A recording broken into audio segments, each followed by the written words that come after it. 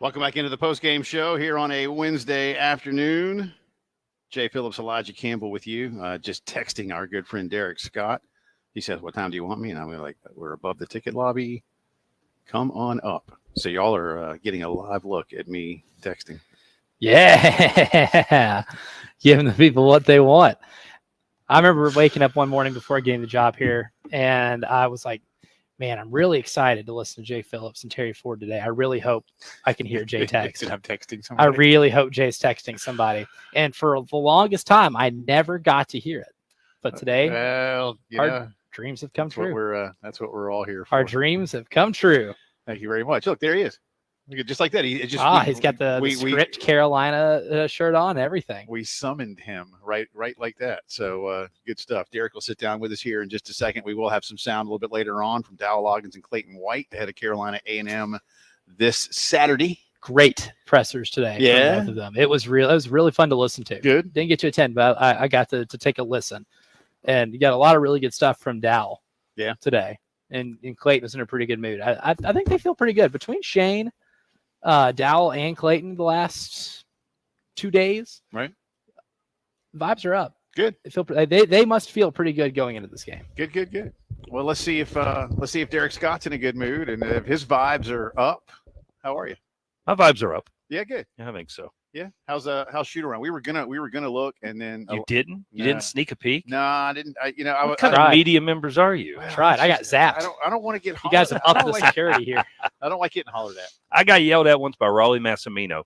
Oh. And I wasn't even trying to watch Cleveland State's lousy shoot around, but I was trying to get out of the building, and I'd set up my equipment during our shoot around, and let's just say Raleigh wasn't real impressed. Well, so. He seems like he's otherwise a pretty good dude, right? I think he was just mad he was having to work in Cleveland at that point in his life. He had come way down from Villanova and UNLV to Cleveland. Yeah.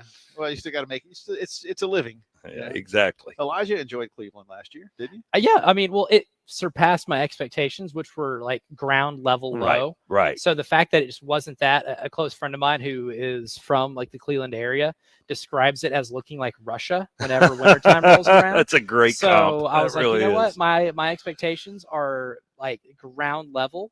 And the fact that it surpassed that was good enough for me. Northern Ohio in general is very gray. Yeah.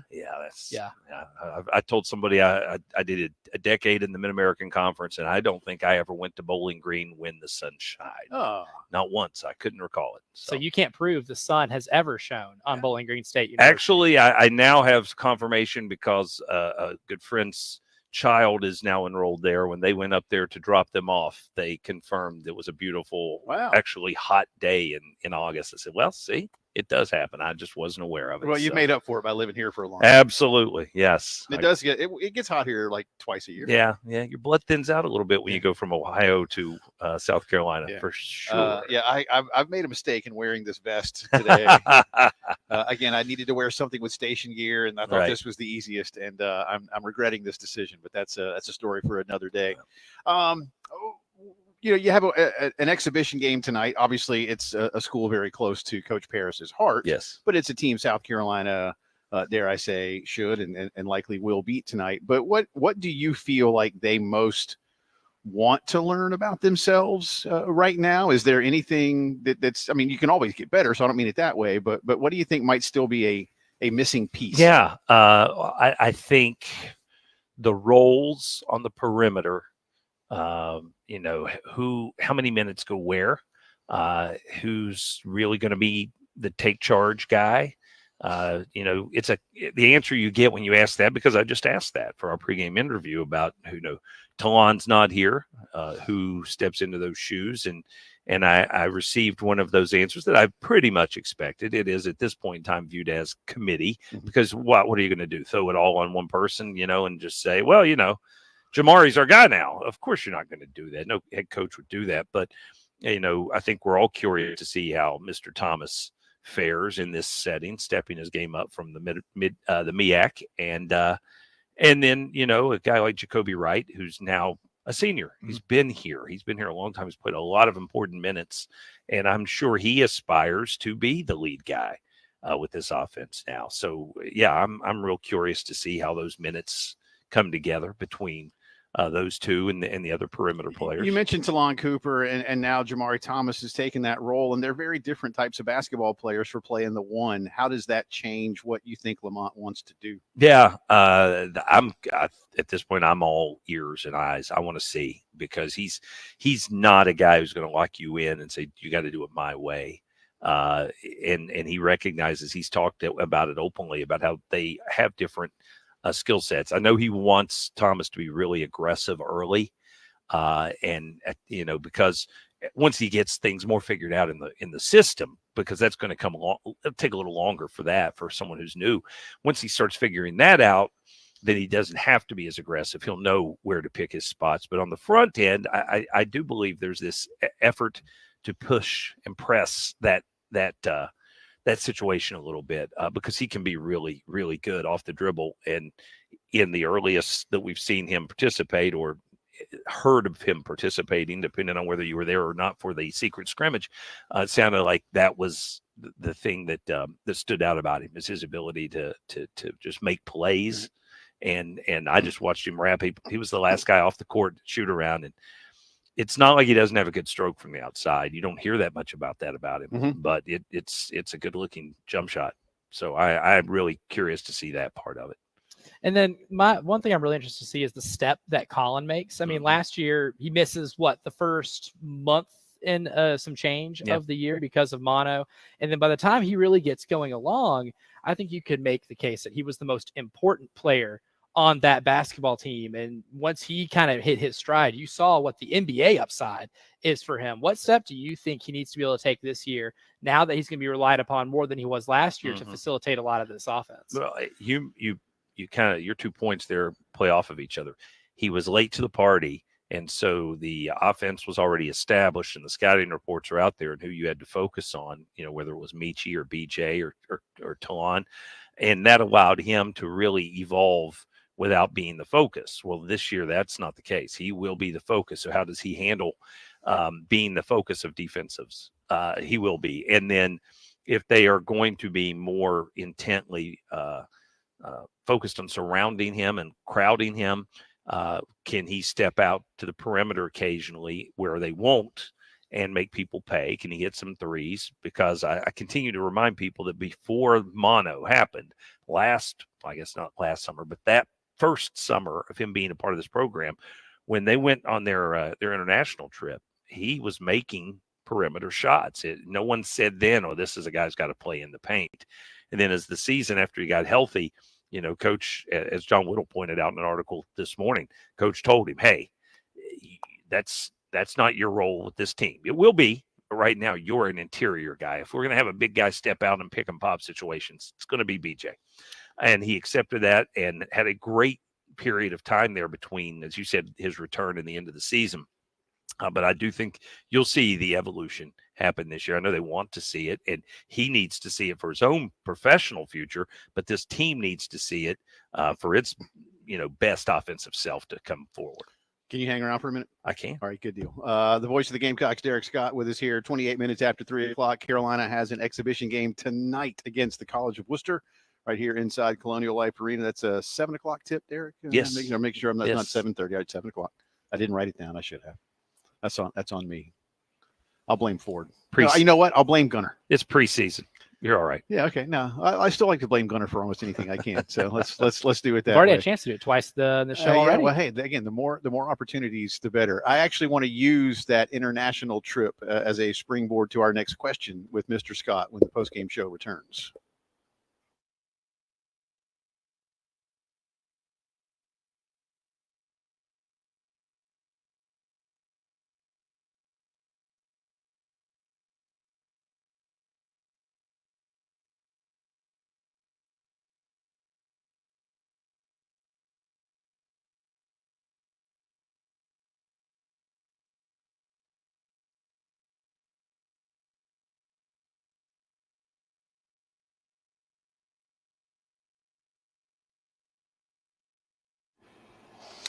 It's look, Halloween tomorrow, and then like a lot of people, you count that as the start of the holiday season, which means they're basically here. You got parades next month. You got bowl games coming up. You got playoffs, both college and professional football, all your favorite holiday shows, and whatever else you like to do with your home theater system, do it all better with our good friends in Integrated Media. And as I've told you before, just like the big man in the red suit, they make house calls beautiful.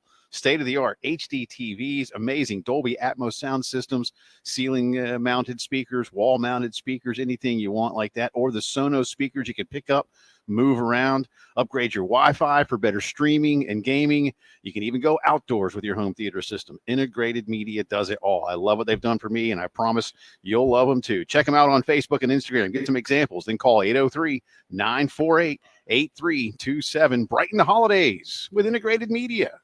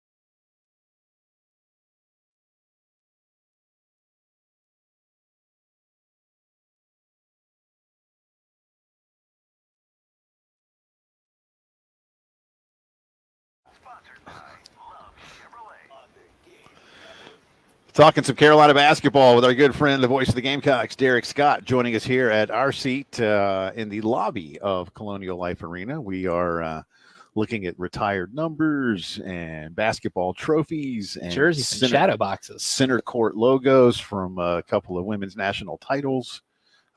Derek, you'll like this as the guy who does men's basketball. I told Elijah and Terry before we came on the air, I was like, Carolina, for the men's side, you can't get the official one, but they ought to do a replica of Center Court Rupp Arena to celebrate winning the SEC title in 1997 and put Yes. that up here. People are like, why is that up there? Like, 97, man, senior day. And that's when I came up with the idea that almost, anytime you go to somebody else's home gym and win, you should be able to take some of their court with you.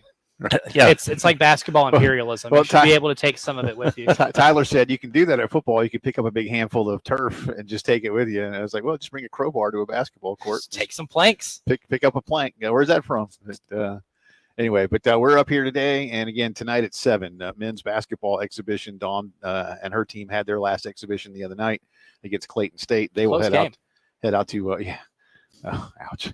They will head out to Vegas this weekend. Why don't we all go to Vegas with them? Well, Derek's got to do a game. I was just there. I was there Friday through Monday. Just got back a couple days ago. How much money did you lose? No comment. That's a family bit of Stay information. out of that. Great, one. but it was. I say this. Tell Dawn and her crew, be prepared. It is a mess out there. They've got the F1 race in a few weeks, and it is already set. it's awful. I mean, you can't even, like, you're walking down the strip and you can't even see the fountains because they've got suites set up in front of them already, and a bummer. people are angry. There's a lot of local businesses that you can't even get to their business because they've already got the barriers set up when the race happens, and there's lawsuits and everything else. It's a strange look. That is kind of interesting that a town like that, for so long, because if you planned your trip a long time ago, that'd be kind of a bummer, no doubt about that. Speaking of trips, you mentioned it in one of your last answers about Colin and just this team, but on the international trip to the Bahamas last year, he was doing really well and things were looking good for him, and then he gets sick. But overall, we talked many times about that trip being a real bonding opportunity and maybe led to this team exceeding a lot of expectations. Now, you only get one of those every 4 years, so they're not doing that this year. What do you feel like Lamont is doing to maybe make up for that, if that's the right way to ask it? And have you sensed that this team maybe doesn't need that as much as maybe last year's team did? Yeah, I mean, that's a good question. I think every team would take it. Any extra practice, you're going to take it. But at the same time, I've also seen teams that do it. It doesn't turn into a great year. So it's kind of that chicken and egg thing. Is it really a prelude to a jump forward, or is it just about, certain teams need it more than others? I think nowadays, with the current status of the game with the portal, everybody could use it because there's so many new faces on everything. That's what's unique about this Worcester team we're going to see tonight.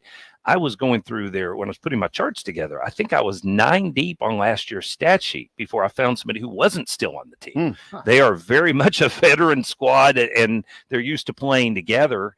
And I think they'll be they're a Division III team. I think they'll be a really nice test tonight for an exhibition game because of that.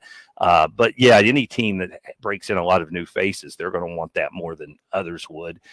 This year, yes, there are a fair amount of new faces, but it doesn't feel like the key centerpiece players are as much as last year's were. So I don't know that it is would be necessarily as valuable, although I'm sure coaches would tell you it's always valuable to have it. Yeah, we talk a lot about transfer players. I know, like, we talk about Jamari a lot.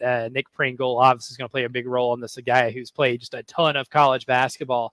But, local product Cam Scott, it was a big deal, him, decommitting or getting out of his NLI.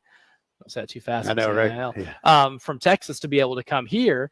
And my expectation is that he is going to at least make an impact right away. I don't know if he's going to start or not or anything like that, but what have you been able to see what his role might be and how he's kind of assimilating into the college game? Because really, you can talk about the transfers all we want, but that was a really big get for Lamont in this team. And the flashes he showed just in high school, when I got to watch him many times last year working for the Lexington County Chronicle, amazed at what he can do offensively. Right. Yeah. And boy, you'll not find anyone in Lexington to say a bad word about him either. They love him over there. He's one of those kids who really the community rallied around. And so seeing him stay here is even more encouraging. But no, it's just the basics of it. The basic numbers are you keep a top 50 national recruit in-state, in-town, get him to play for you. I don't care who you are. That's valuable, especially when he was going to play in the same conference for another team. We saw there's a lot of years where, I'd set up my charts and be looking at somebody on the other roster and going, why in the world is he playing there and not here? And so those are the things you like. But I think, when I've been around, and I'm not fortunate enough to be able to get to most practices, unfortunately, but he makes shots. He just does. And he doesn't look like it's too fast for him or too physical for him. And the SEC will be a different animal, but I really think that he can be a guy that doesn't have to necessarily ramp up to get to that level where he can contribute. He'll be I think a day one contributor for sure. Let me take you from a guy who lives real close by to a guy who is from probably the farthest away on this roster, Morris Ugasuk. What are we seeing from him? There's this is a guy who, if you will, I guess technically reclassified, got in here early. Yeah. Then he got some, at least early on when Colin was out, as you well know, Derek, he got what I would call some meaningful first half minutes last year. Yeah. And they don't give first half minutes in the preseason or in the early season to guys that are just like, sure, kid, come on in.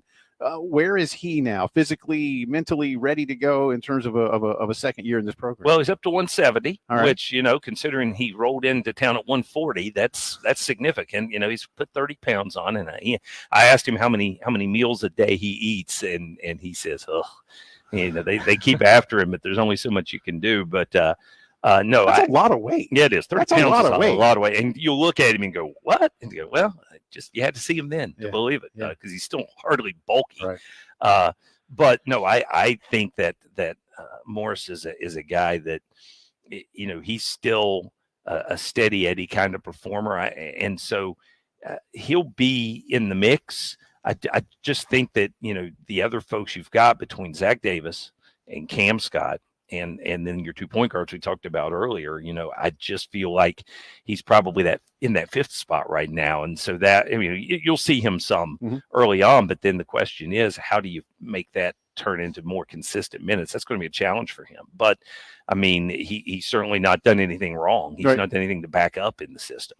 Yeah. And last year, when you looked at the non-conference schedule, it wasn't overly daunting. Notre Dame was in a rebuild, so usually you schedule Notre Dame. That's going to be usually pretty tough. Wasn't last year as much, but you saw the team take care of a business against teams they're supposed to take care of, and then ultimately that built enough confidence over the course of November, December. You get into January, you're surprised at the SEC. Now you're not sneaking up on anybody. Tougher non-conference slate to start this season. What do you kind of expect early on from this team in terms of just the mixture of new guys that you have, and then going through maybe some tougher games, because your ACC SEC challenge is at Boston College this time. Clemson's coming here.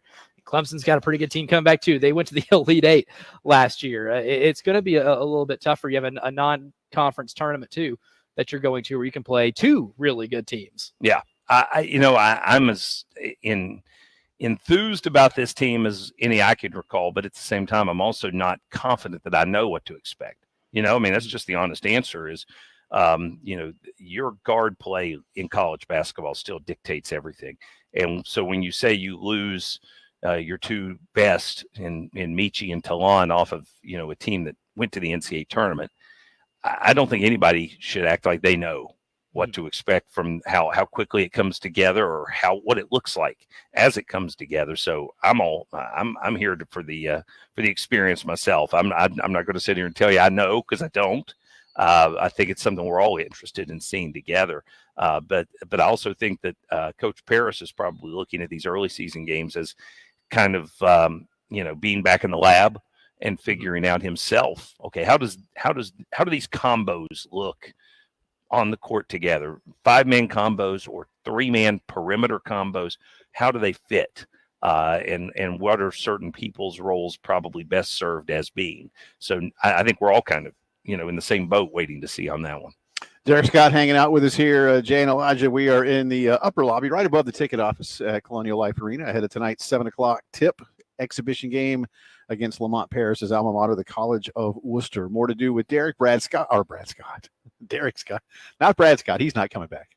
Brad Muller's coming back. in a little bit. And That's I've right. got to Yeah. scoot because I've got some things to do. Oh, you before need to leave. I got to come back here and do a broadcast later. So yeah, I don't think they. No. I don't think this is it may be an exhibition, but I don't think this is the attire anyone would approve Derek of. has the Terry Francona celebration welcome party that I Right. planned downstairs, Yeah. and somebody's got to help set up. This so is Derek true. has to set That's up. a very good point. That's good. I appreciate you stopping by. Yeah, guys. And obviously, we'll talk to you Yes, we will. often throughout the course of the year. He's the voice of the Gamecocks, Derek Scott, D. Scott Gamecocks, to follow along on Twitter. But Brad Muller will be joining us a little bit later on.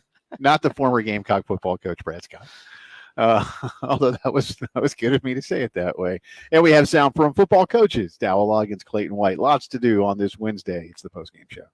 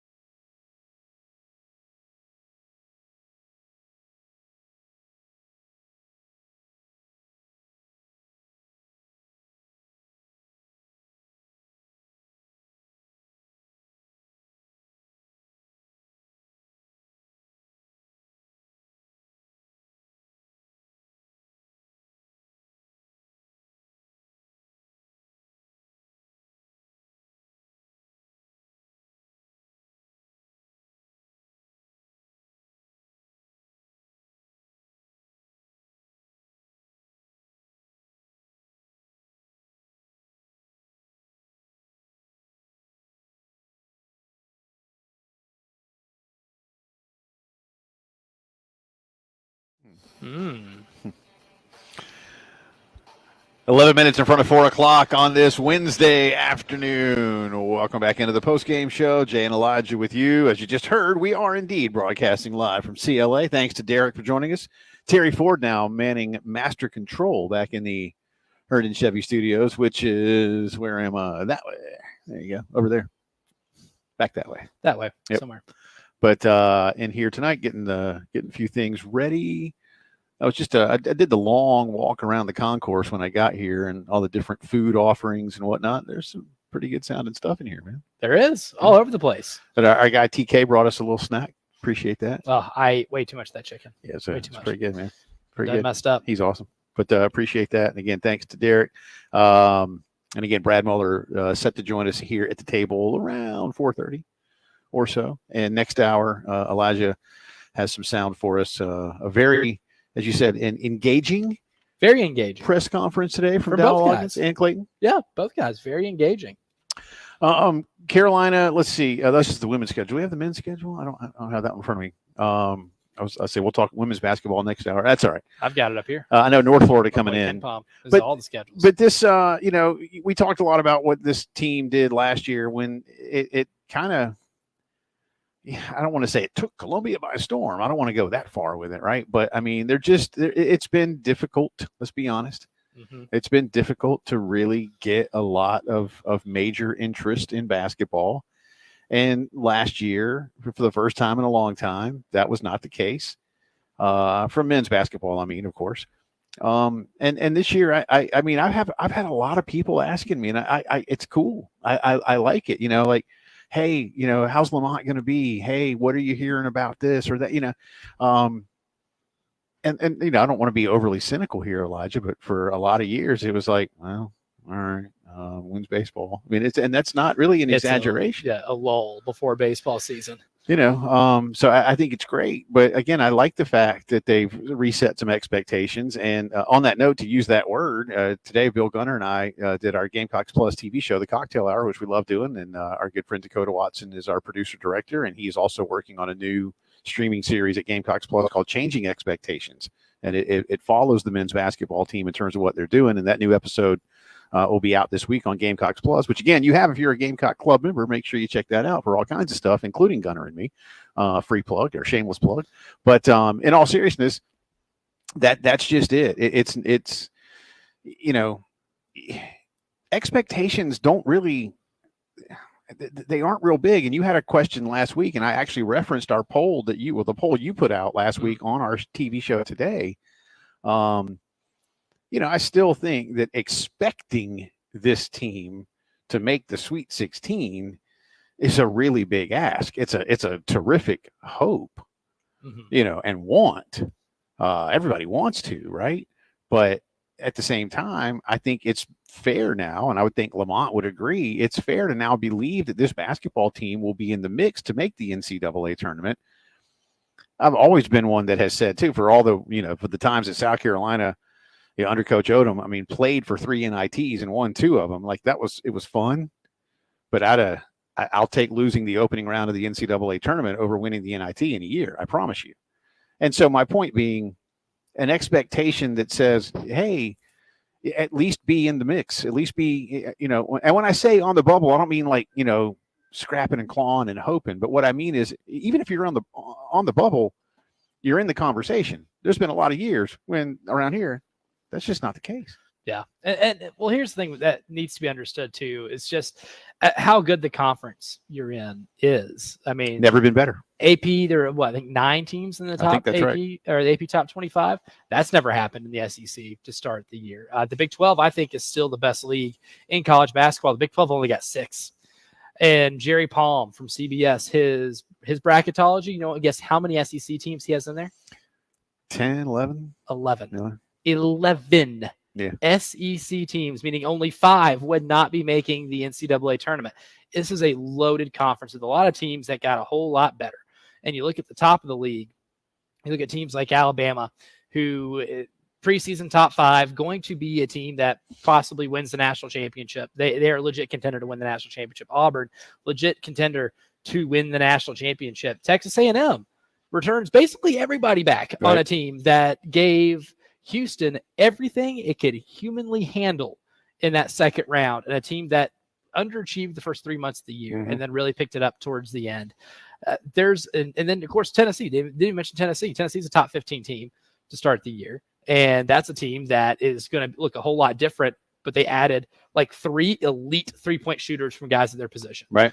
This is an incredibly difficult league, and you're not the only one that went through some roster changes. But I think this is one of those. I don't expect 26-8, but expect to be really competitive and expect to contend to hear your name called on Selection Sunday. And I think it's just starting to expect that is where this program's at. Yeah, and that's a sign of progress. Check those things out and more. Gamecocks Plus on the web. Good stuff.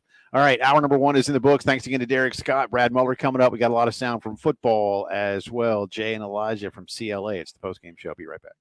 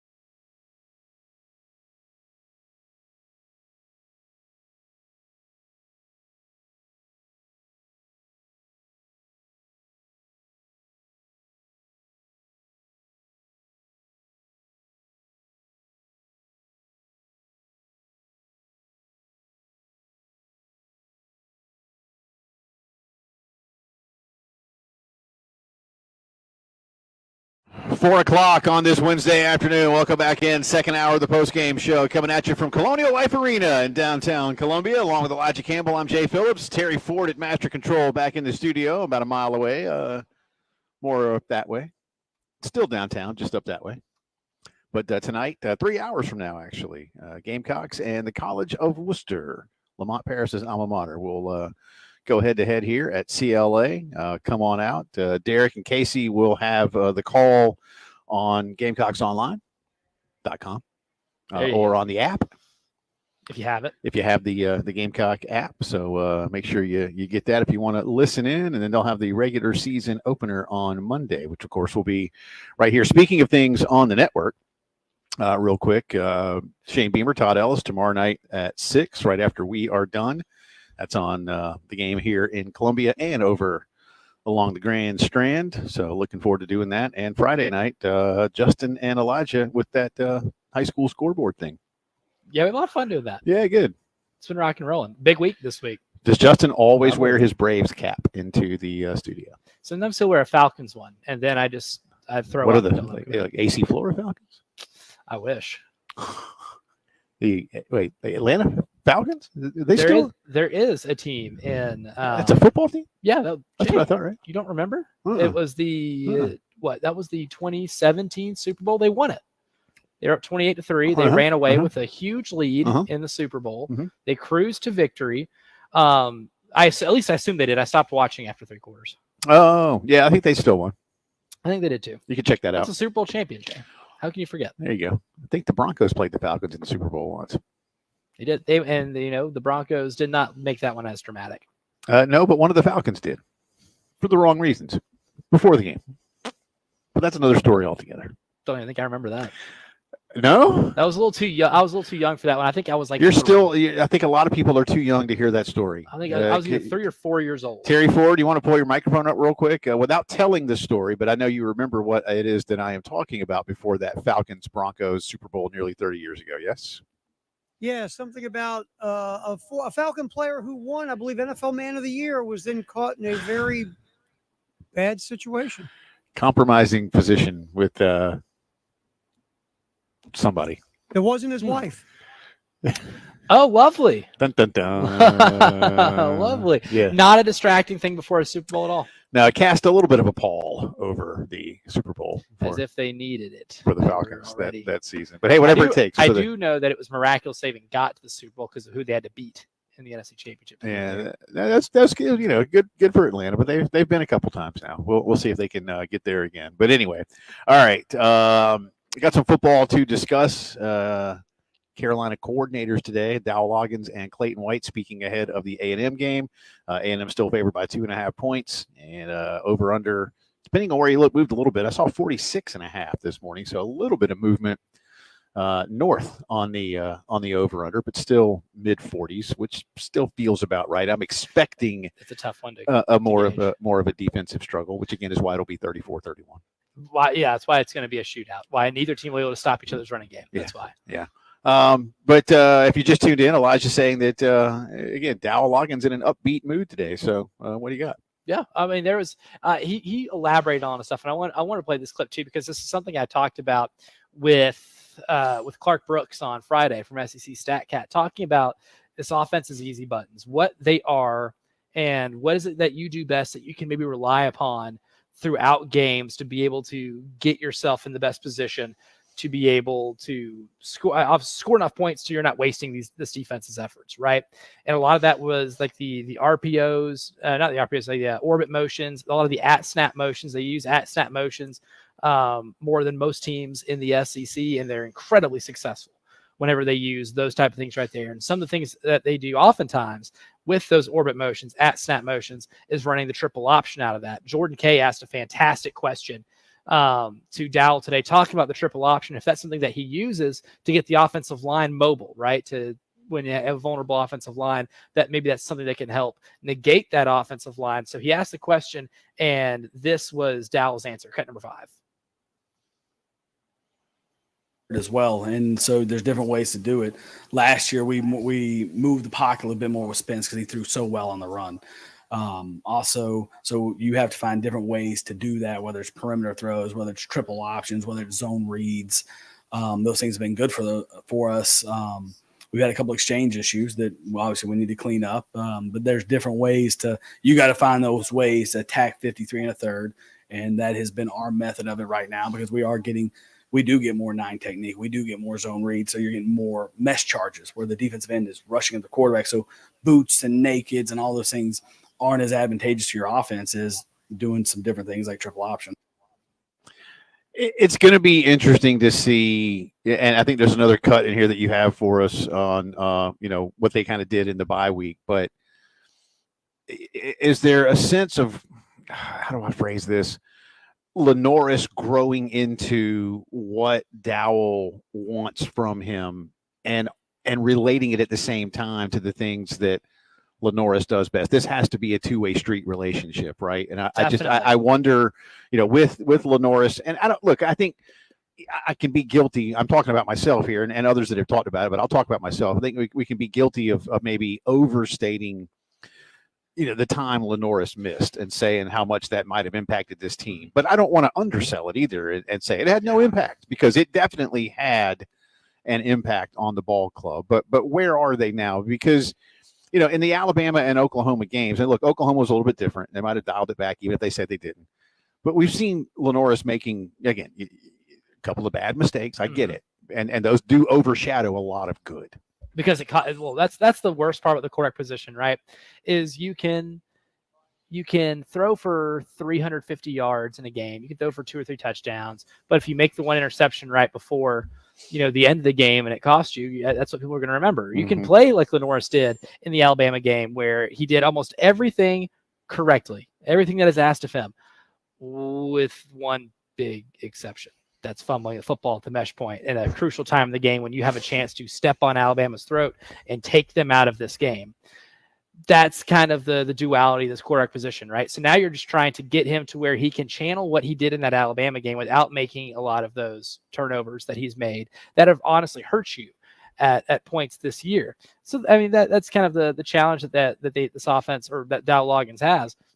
I do think, though, that he's figured out what he's really good at right now, and they're leaning towards what he can do. And they've come to the realization that when the defense is good, punting can be offense, right? Ty Kroger can be one of your best offensive players if you let him. Yeah. And it's another reason why, maybe take away some of the aggressiveness on the downfield throws, but you don't want to take away that from a quarterback. And there was definitely a quote about that. I need to look over at the cut sheet, because he did talk about the turnovers. It's a very long cut. He did talk about the turnovers and how to kind of phase that part out of the game. But when it just comes to unleashing Lenoris, I think they're figuring out what it is that he's doing pretty well, and they're leaning more into it. That comes with the triple option. It comes with the orbit motions, the eye candy for the defense to have to focus on a bunch of different things, just because Lenoris is such a dynamic athlete. Yeah, we'll come back around to that one. Terry, if you would please, sir, cut number 2 on that Dowell Loggins list that you have in front of you there in the studio, staying with this theme of what we're talking about here, and that is, what's next for this offense? How can you now take that ground level opportunity and start to grow it? Here's what Dowell had to say.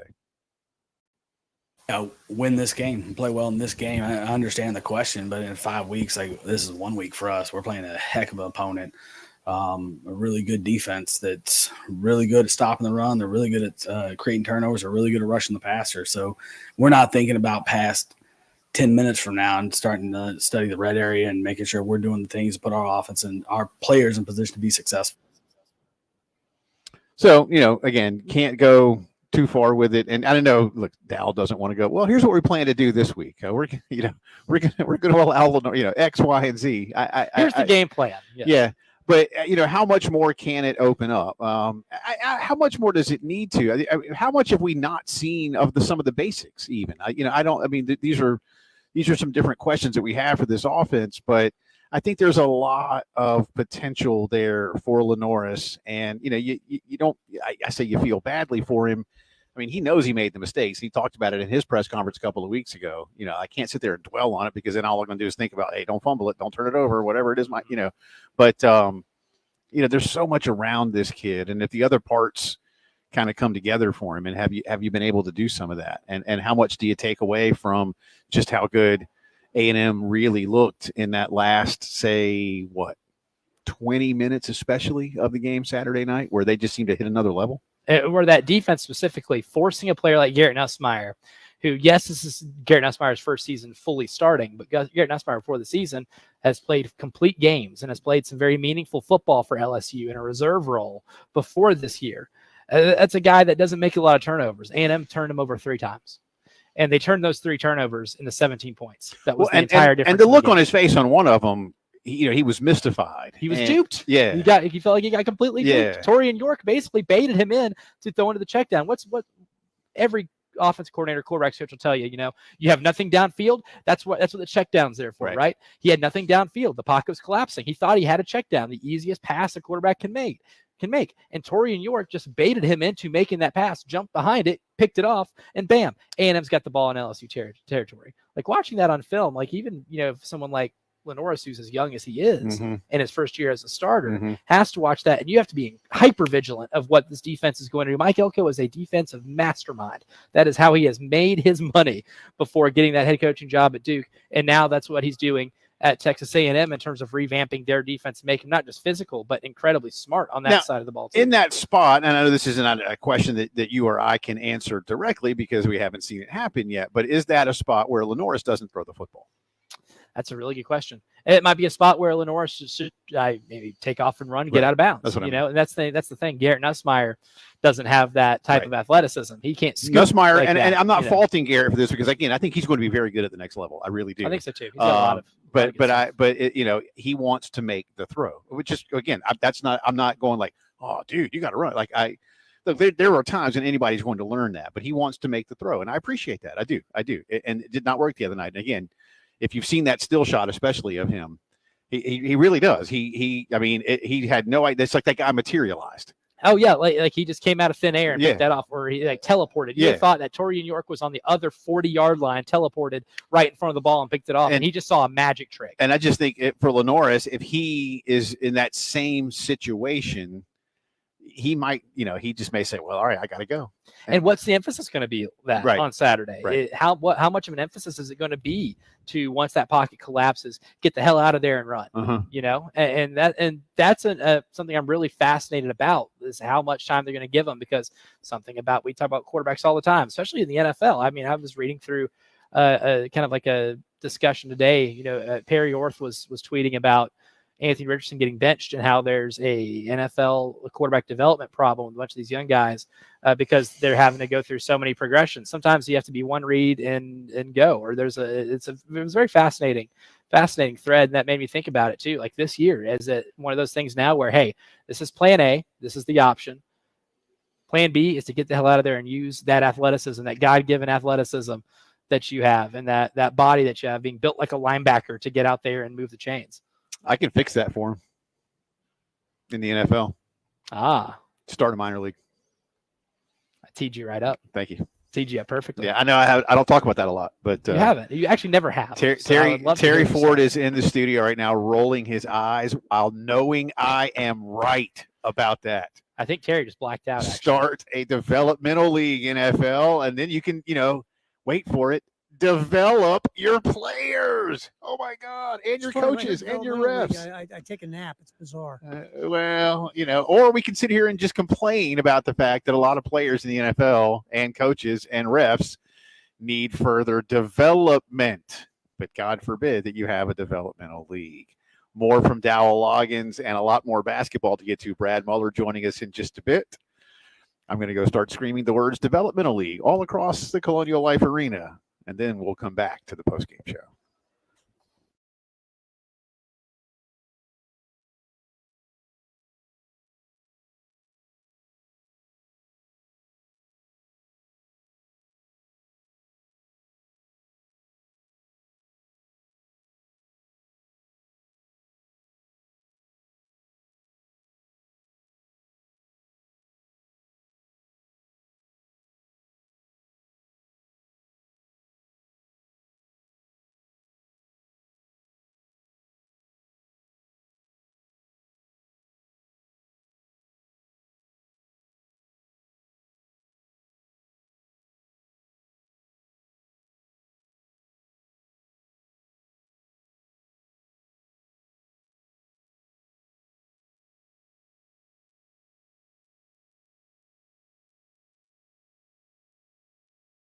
I am excited about a trip soon to Cato's Power Equipment. I'm going to blend a couple of things in here real fast, and y'all all see where I'm going. So we got the new fence from Ryan Brewer, and we jogged the fence out a little bit. There's a couple of places where there's some growth in my backyard, and my reciprocating saw is not going to get it done. It's time for me to go get a chainsaw, my man.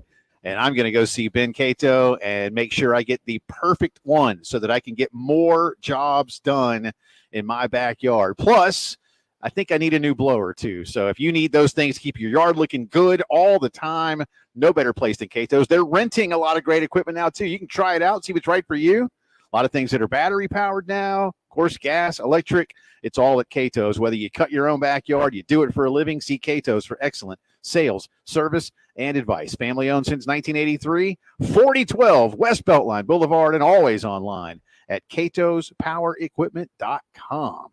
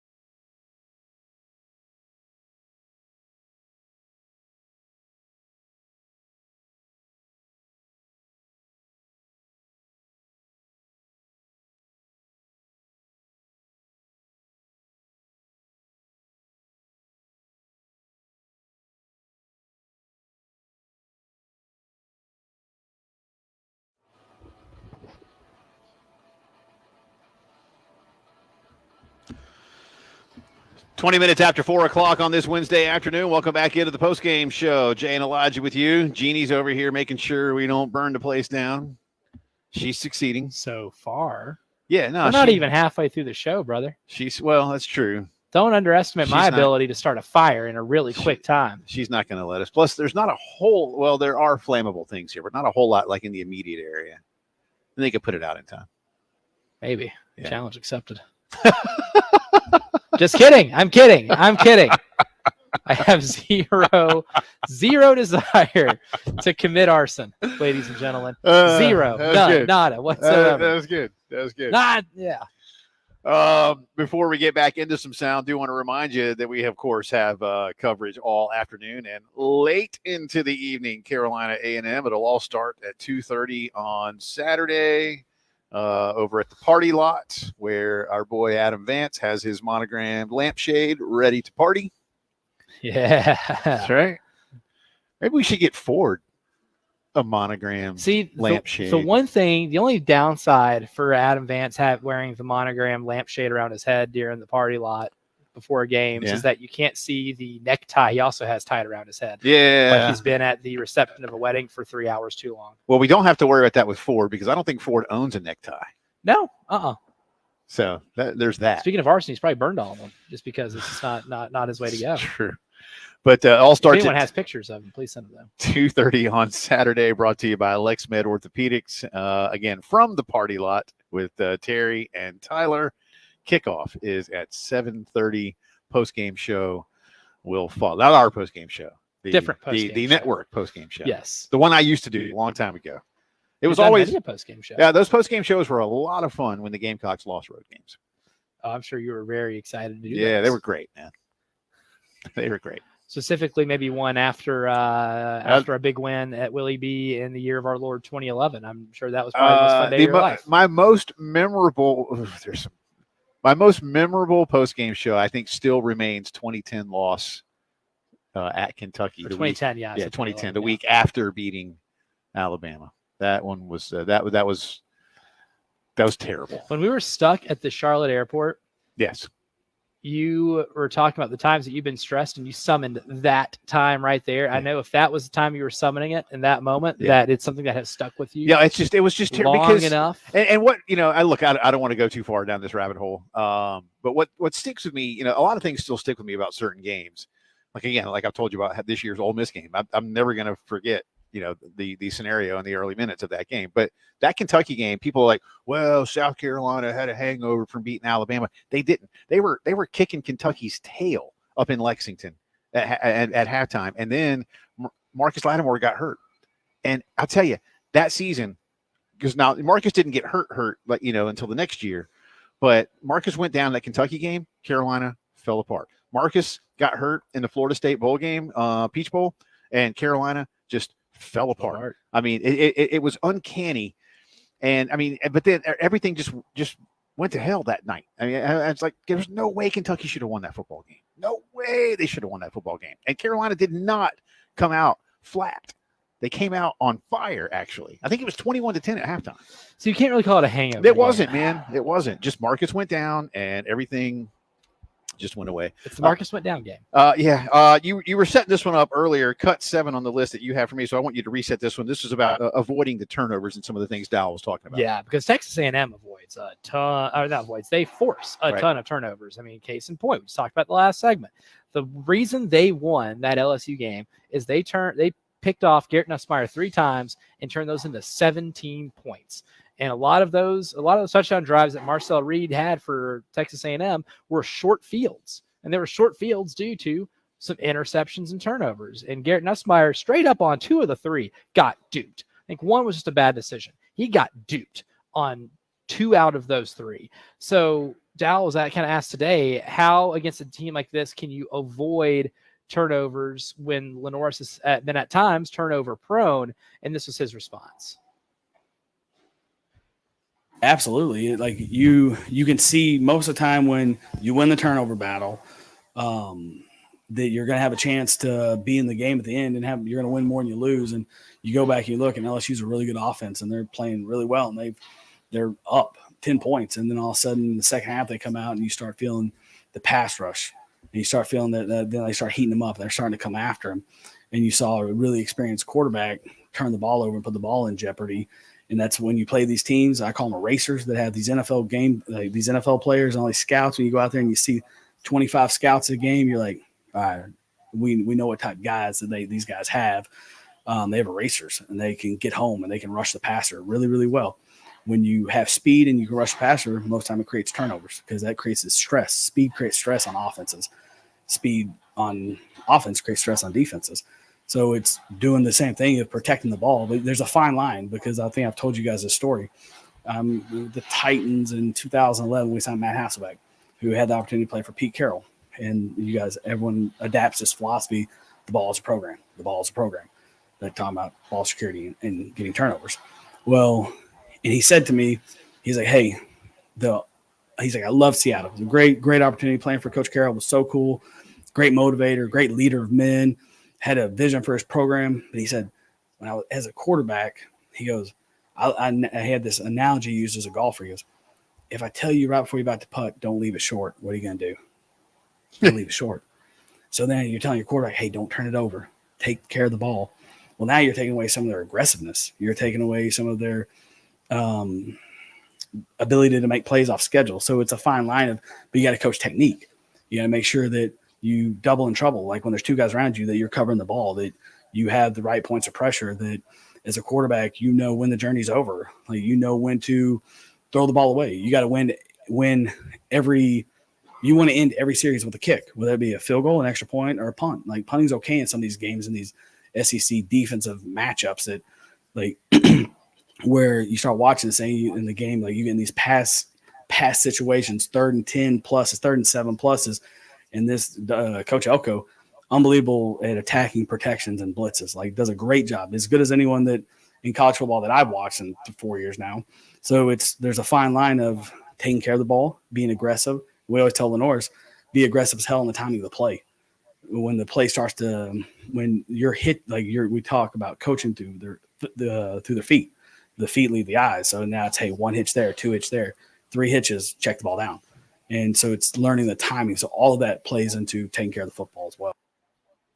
That's a really excellent answer to listen to right there. And, I think we mentioned it a little bit earlier. I know Bill and I talked about it this morning when we were filming the TV show that, has this line done enough? Because as what I'm leading up to is Dowell saying, within the framework, be aggressive within.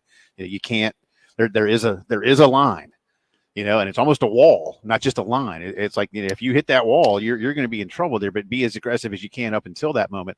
Has this offense, in the last week, as they worked on themselves, found a way to maybe give Lenoris that 1 extra beat, that 2 extra beats, because that's about all you're going to ask for. Yeah. Well, that's all you can give extra. Yeah. Right. I mean, the average time to throw in college football is maybe a smidge over 3 seconds. And even shaving off, it's kind of like an Olympic sprinter, right? We talked about the amount of seconds someone like Nick Harbour would have to shave off their time to qualify for the Olympics. To turn yourself from like a good pass protection to great pass protection, those are very thin margins. Yeah. You're talking like 1/10 of a second, 2/10 of a second, right? In terms of average, to separate some of your best pass protection units in the country from some of your more average ones. And you want to get to at least average. But I thought the biggest thing too is what Dowell alluded to is the biggest challenge for Lenoris. It's to be risk averse, but not lose your aggressiveness. Yeah. That line is the difference quite literally right now between winning and losing. Absolutely. No question. More from Dowell and Clayton coming up for you in the 5 o'clock hour. But on the other side of the break, as promised, our good friend Brad Muller sitting here at the table with us with all of his teeth. Well, most of them, because we talked about that last week. So we'll get into that and more. But he didn't lose him playing rugby. Which do I really believe him? Yes, I do. He's Brad Muller. Of course I believe it. We'll talk some women's basketball with Brad when the postgame show returns to CLA.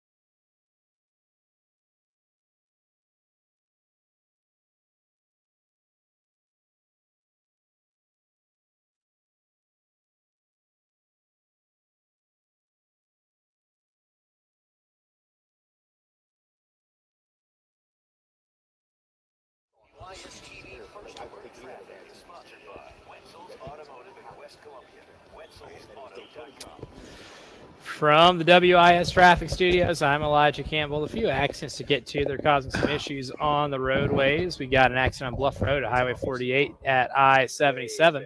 Another one on Clemson Road at I-20. One on Highway 6 at I-20.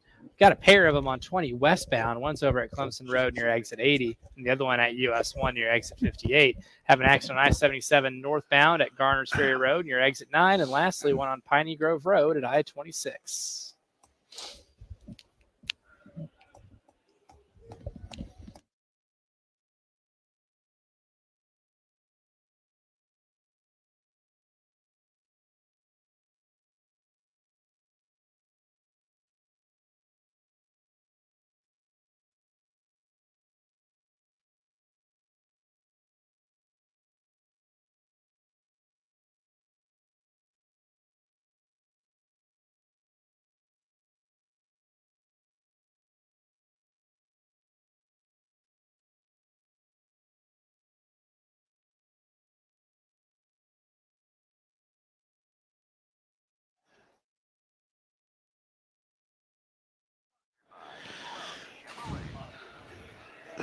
We have talked some football. We have talked some hoops. We have talked about those two meatheads in the Bronx last night and what needs to happen to them. And now we're going to talk about some Carolina women's basketball with our very good friend, Brad Muller. Elijah and Brad and I in the break, as guys are wont to do. We just started talking about childhood injuries. We weren't trying to top each other. We're just talking about the most gruesome just things that happened things. to us. Yeah, just things that have happened to us and how that works. Now that we're done eating and snacking and all. Yeah, it's a well, little hey, easier you for can. us. That's a great have a beer and wings topic, right? See, I get a little queasy. Now, it depends on the injury. Now, like, I can hear Brad talk about, losing a tooth playing backyard football or something like that. Not too bad. But if you're describing a Kevin Ware-esque injury to me while I'm eating, I will have a visceral reaction that is. Yeah, there gonna can make me be look violent. lines to cross. Yeah, there was a couple of years ago here at CLA, we had a women's basketball player from Kentucky that had, some kind of bad dislocation or compound fracture right in front of the table there, right in front of where I was broadcasting from. And I remember just putting my head down, like, I can't even look at it because it was bad. Yeah. SEC championship in men's basketball this past year. Yeah, Micah Handlog within the first 30 seconds of that basketball game. I was on the floor and that was right in front of me. And Nope. My hands got really clammy and sweaty, and I was like, I need to go take a lap. I mean, Jay, you and I, you probably remember where you were when Joe Theismann happened, right? Yes. Those are the kind of things you just can't watch. I can. What I remember about that too is Lawrence Taylor putting his hands on his head, like, oh my god, like what happened here? Like, oh my god, and then like realizing that's not at all what we were supposed to be doing out here. All right, well there you go. So more guy talk. I'm sweating. More injury talk. Yeah, more injury talk later. Let's hope none of that happens. Knock on whatever this table's made of here. But Brad joins us, heading out to Vegas here in a couple of days as Carolina takes on Michigan to start the season. We talked with you last week. There really is, fair or not, there's one expectation. I think you put it, rather diplomatically.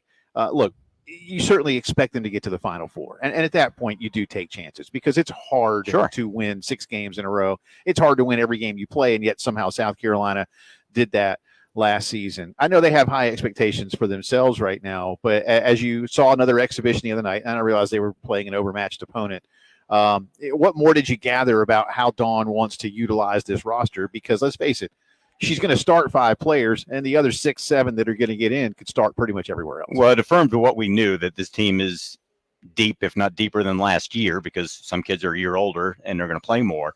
And I think the other thing that kind of got me excited is trying to figure out what combination she's going to use. Because to me, it doesn't matter who starts, because for the most part, probably 12 are going to play every game. Right. They're going to get their minutes. It's going to be the combinations. And one combination that I thought was exciting, again, I know it was a Division II opponent the other night, but when you had Malaysia Fulwiley on the floor with Joyce Edwards, and it just looked like they kind of get each other. Yeah. Just the way they played together. I'm like, that's going to be fun to watch if the two of them could easily, both of them or one of them or both could be starting at some point in the year. But if they're both coming off the bench together, okay, sign me up, because it just seemed like there was a good relationship there where they just seemed to know where the other one was. So I think, to me, that's going to be the fun thing to watch, is not necessarily who the starters are, but what are the combinations that come off the bench. Like, all right, we're going to take these three out, but we're going to put these three in because, X, Y, and Z play so well together that we just have to have them on the floor at the same time.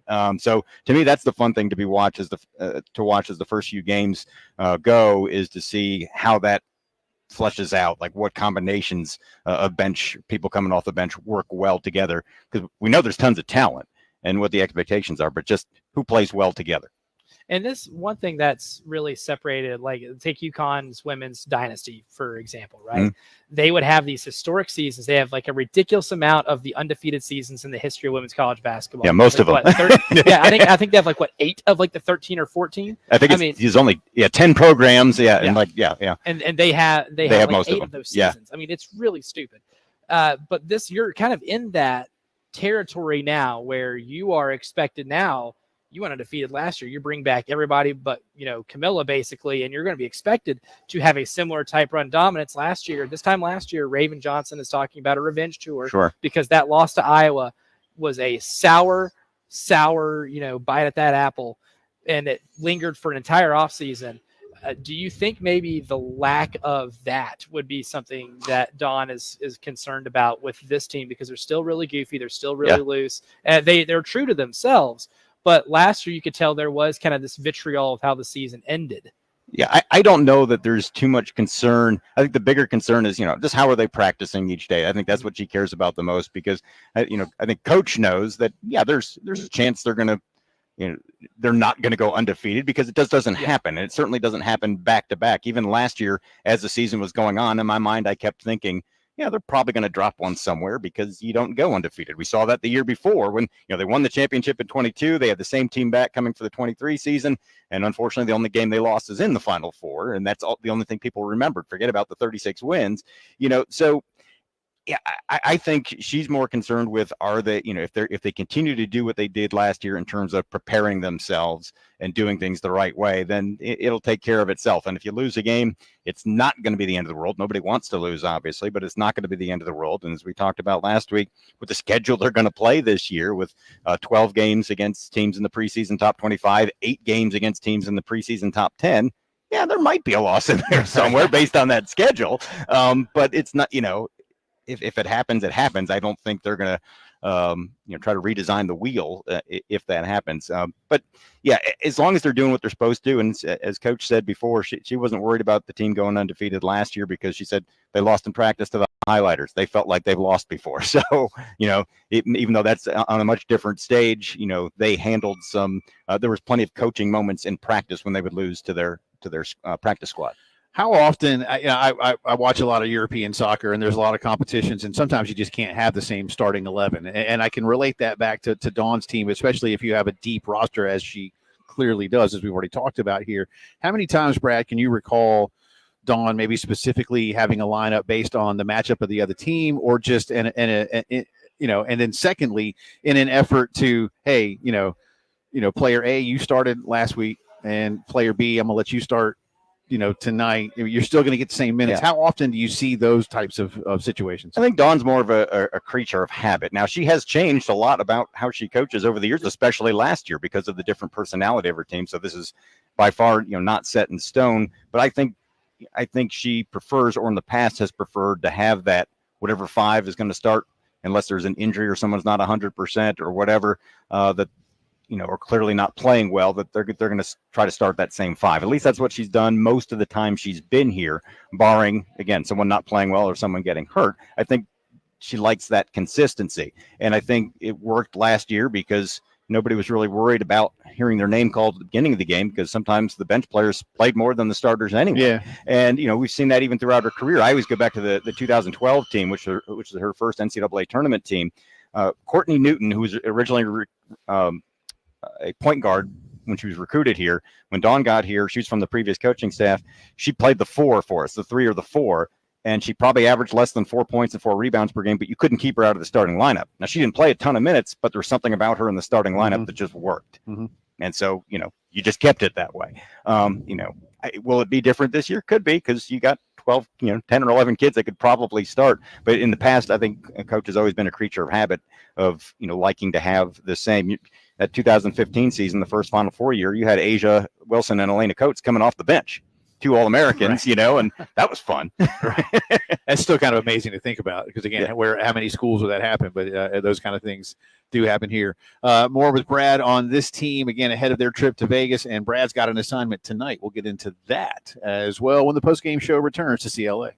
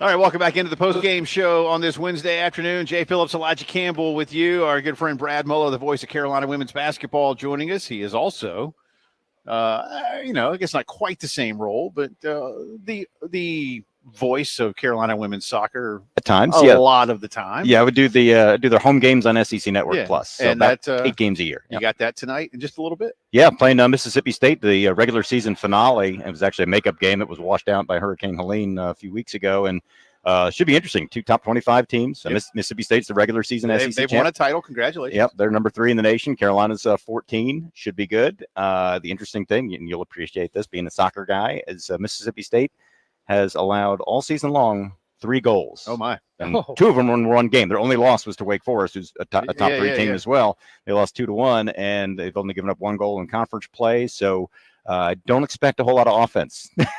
So a lot of clean sheets, as they say. Yeah, 13 of them in the sport of soccer, and a lot of draws for Shelley's team this year. I know that frustrates her. It's frustrating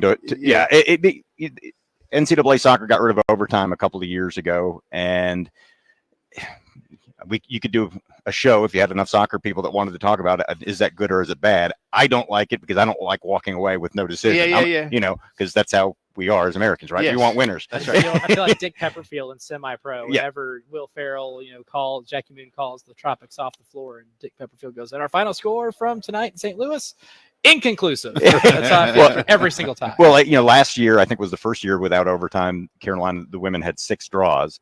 This year they're 8-1-7 overall. Only 1 loss. 7 draws, and a couple of them unfortunately have come on last minute, last second goals, and you just think, gosh, what could be? Now there's always a chance you could lose in overtime, but you could also win too. Well, and it's in soccer when there's a draw, if there at least now a 0-0 is different. Right.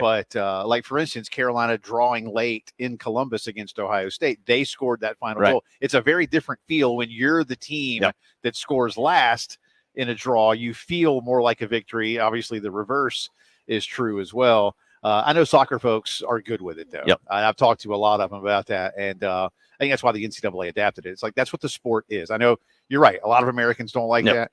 I think of one of the original, not the Ted Lasso TV show, but one of the original Ted Lasso promo things, and he's like, "What, you can tie?" Like, I don't know. In America, that's like a sign of the apocalypse, right? But good stuff. And then the SEC tournament next week, and Gamecocks playing really for national seeding at this point. Yeah, exactly. You get a loss tonight would not hurt Coach Shelley Smith's team. They'll be the 3 or the 4 seed either way in the SEC tournament, which means they get a bye anyway in the first round. But yeah, if you can knock off the number 3 team in the nation, then maybe you're playing at home for the first round. They still could do that. Obviously, with only 1 loss on the season, they have a few wins over ranked teams this year. So still a lot to play for, and hopefully they can do something that hadn't been done in the SEC and give Mississippi State a loss. Let's get you out of here with a couple of more things on the basketball team ahead of y'all's trip to Vegas. Joyce Edwards, you mentioned a little bit ago what she in Malaysia kind of out on the floor and click a little bit right now. What might it take for her to start? How important might that be for the ball club? It's going to be interesting. I think a lot of it is going to be how everybody practices, because there's a lot of talent, and sometimes if someone doesn't have as much effort in practice, then a message will be sent to another player that would allow a young player like Joyce to start. I would think early on, and I'm not calling for it, by the way. I'm just curious because she's very good. Coach wants to put the best 5 out there when she can. Maybe early on it's okay. Let her kind of ease into this stuff. You're playing a Power 5 team to start with, or Power 4, I guess we have to say now with Michigan. So maybe you let her ease into it. That was one thing they did with Asia early in her career, was they liked letting her, and she handled it well, of kind of get into the flow of the game by sitting on the bench until the first media timeout. And like, okay, now I'm ready. Will that be the idea with Joyce? But you also got, some folks that are probably going to play really well. I mean, I've said for 4 years now that she's a senior, Sanaya Fagan offensively is really one of the really most talented post players the Gamecocks have had. It's just, and she's done it the last year and a half. Can she pick it up on the other end defensively? And that's the only thing that I thought reduced her minutes, other than a young woman named Aaliyah Boston the first couple of years, who was pretty good at basketball as well. Yeah. But, Sanaya Fagan offensively, I think is as good as anybody. Miriam Dowder brings experience, the transfer from Arkansas.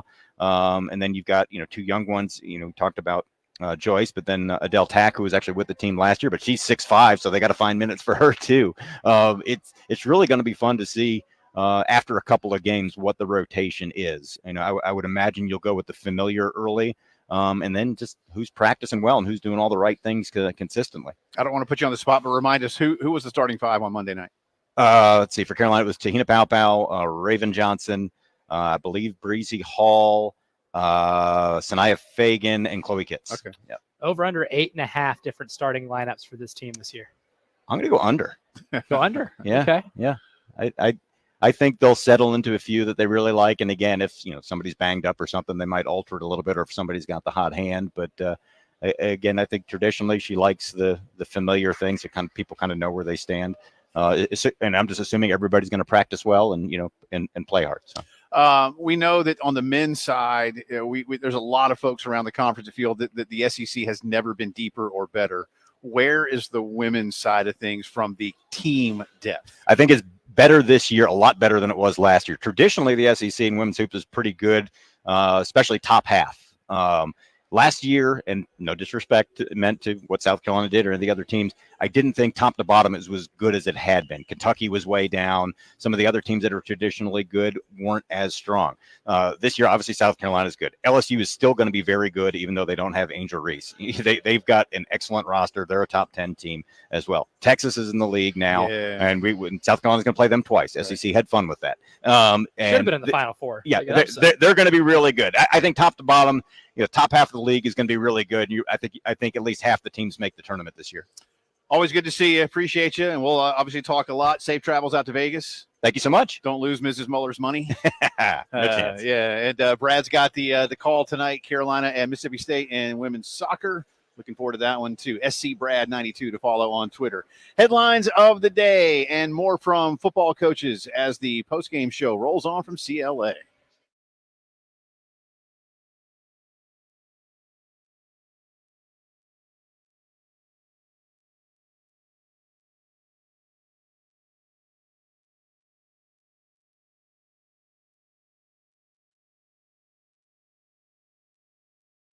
The Palmetto Citizens Federal Credit Union, you a homeowner looking to make some improvements around the house, now is a great opportunity for you to consolidate your debt, to make those improvements. Do it all with Palmetto Citizens Home Equity Line of Credit. They're local, they're not-for-profit, and they've been serving the Midlands since the 1930s. And their home equity lines now really help you out because you pay lower rates and fewer fees than you will with the big banks. And when you unlock your home's equity, you can access that line of credit over a 10-year draw period.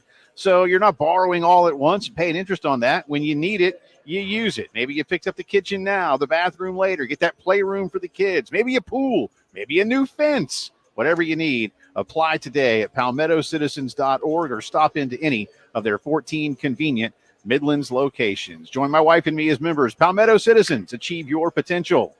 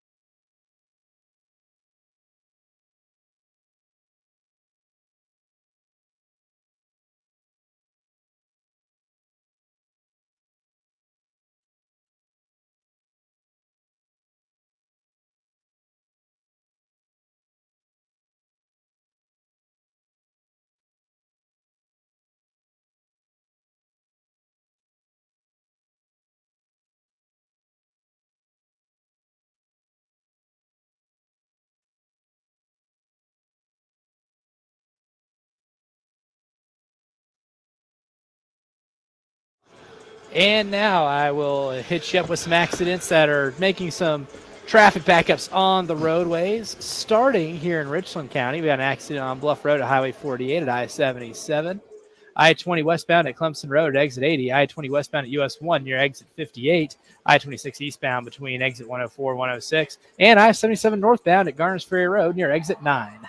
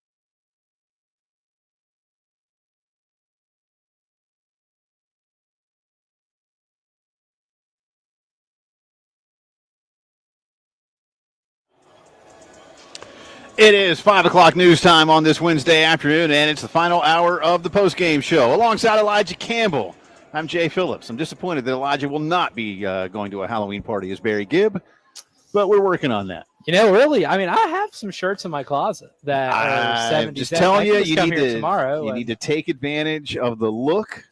It is a very Gibb. While you have it. You know, there's that, but I know a lot of BG songs by heart, so I don't even need lyric sheets. There you go. But we are broadcasting live from Colonial Life Arena, where we are inside of 2 hours until South Carolina men's basketball takes on the College of Worcester. That is Lamont Paris's alma mater, coming down to take on Carolina. 7 o'clock tip tonight, and just joined by Brad Muller. Derek joined us in the 3 o'clock hour to talk a little hoops and more. So we've had a very fun time out here today. Also, of course, we got Carolina and A&M in a big-time SEC football matchup Saturday night at Williams-Brice Stadium. And today, South Carolina's two coordinators, well, I say two of the three, but two, the offensive and defensive coordinators spoke, Dowell Loggins and Clayton White. Get you a little bit of sound from both of those guys right now.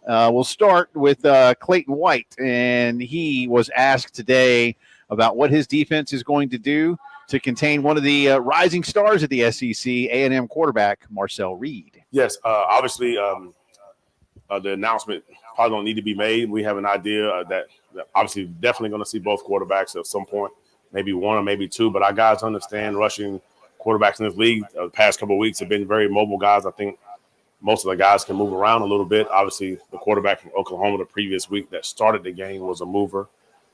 We talk about it a lot. We go against it every single day with Lenoris and Robbie and our guys. So we understand how to rush those guys, but obviously we got to make sure we do that in the game. Yeah, he says in there they expect to see, and you do prepare for both. How much do you believe Mike Elko wants South Carolina and his future opponents, but obviously the one in front of him first, to really believe that Wegman's going to play? Because I'm starting to get the idea in my head that unless something happens to Marcel Reed, that we don't see Connor. That we don't see it. No, I would be milking it as much as possible if I'm Mike Elko. I'm like, I would be telling, media during press conferences, like, look, Connor was great against Mississippi State. Look, Connor, has played great in all the games he's played in this year, except for LSU and Notre Dame. And the last year he was on an absolute tear before being hurt and out for the year. We believe in Connor Wegman and all the stuff, and then basically make it to where you make people think he's going to play and then roll out Marcel Reed. That's what I would do. Yeah, I think that's, well, I agree. I agree. I would take it a step further. To be honest with you, you mentioned tell some guys in the press conference.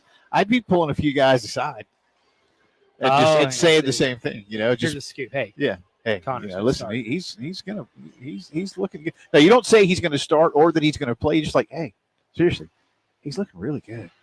He's fine, and you may believe that, right? He's bouncing back. It's not a lie if you believe it. We keep using that line, but listen. I really like what Mike Elko's doing, and I think I said this on yesterday's show or maybe Monday. I forget which, but he's a grown up, and I listen. Jimbo had his moments, but there were just times. It's like, dude, just take a deep breath, relax. Whereas Elko just seems to not have much that phases him in any real way, shape, or form. And you made that point too. Yeah. Like maybe they finally, for the first time in a long time anyway, going back to like R.C. Slocum, who had a couple of good years, a couple of 10-win seasons, but maybe you found your guy. We shall see. Yeah, who's just a football coach, right? I mean, I think Mike Elko may not have meant to call out Jimbo Fisher indirectly, but fast-talking politician as opposed to being a football coach is definitely a way you can describe Jimbo Fisher, and that's 1,000% the way a lot of A&M fans felt about Jimbo Fisher, because there was a lot of fast talking. There wasn't a lot of fast winning, and there was a whole lot of great recruiting, which requires what, Jay, being a politician and selling a product and not actually turning that into wins on a football field. Mike Elko doesn't have to do that. He's probably one of the least flamboyant coaches in terms of just personality in the SEC. We were in Dallas for SEC Media Days. It felt like Texas being in the SEC was, I don't know, like the second coming, right? I mean, it was celebrated like this was some, fulfillment of a biblical prophecy. And we joked that Mike Elko probably pulled up in his beat up Tacoma and walked in to do all the media stuff himself. And that's what he's coaching like. Like he doesn't care about all the other stuff.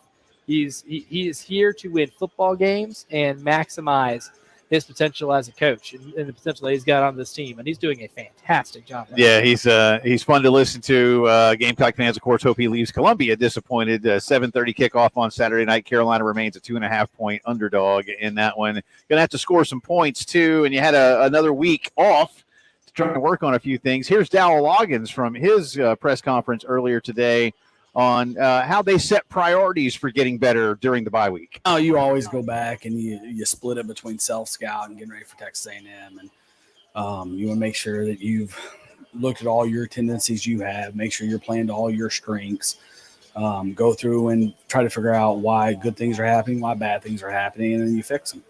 The schedule was a little bit different this week. We gave the players, or the last bye week, we dove in on Monday to just football, and the players they had the day off. So we were able to grind through probably more than we were the last bye week.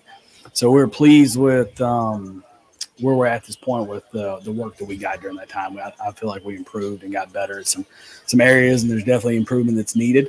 And, I feel good about where we're at right now with that. Yeah, again, we won't know, and you're not going to share secrets as an offensive coordinator about, we think that, X got better at this and, whatever, so that you can tell the other guy what they can go exploit right away, right? Really good at running the triple option every single play, and we're going to do that on Saturday.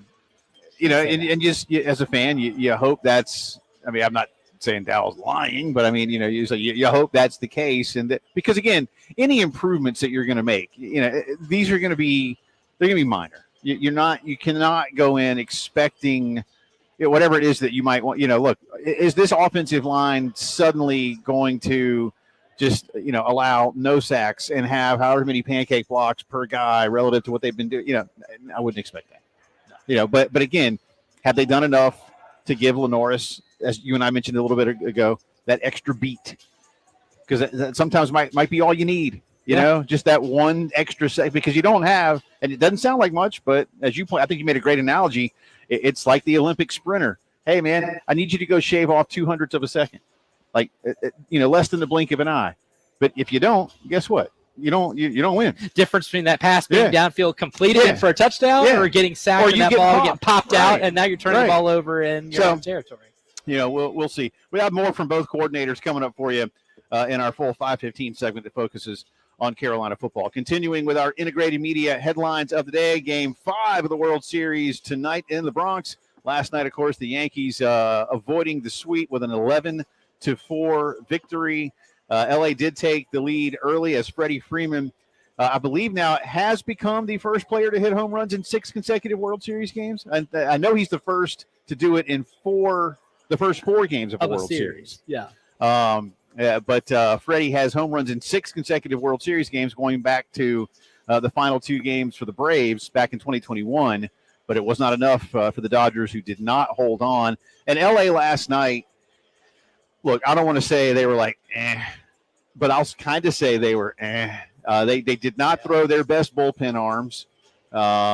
They do have a cushion. You need to be careful. Again, Dave Roberts, being a former Red Sox, when the Red Sox were the only team in baseball history to come back from a 3-0 deficit to win a series. It was the ALCS against these Yankees in 2003. So he knows what that looks like. But tonight, Jack Flaherty going against Garrett Cole. Again, for the Yanks, obviously all these games are must win. Oh, and you're going to see them have, I think, Garrett Cole out there for a long time. There's nothing to save him for. You got to win this game. You got to win this game, get back to LA. But what David Roberts should be terrified of is Garrett Cole giving them 7 or 8 innings, striking out 11 or 12. Yeah. And if he goes more than 6, I think that's not good for the Dodgers. Yeah. Then they're in bad shape. And look, you don't want this to be best 2 or 3. Right. I think Dave Roberts knows, which is why I'm really disappointed that they didn't really throw better arms. Yeah. Last night, because you got to get them while they're really down. And they use that bullpen a lot, though. They really use their bullpen, and maybe look, sometimes managing is just that. Yeah, or novel idea. How about throw a starter and have him go 5 innings? Yeah. How about that, Dave? How about that one? You guys had second richest payroll in baseball, and you're throwing bullpen games in the playoffs.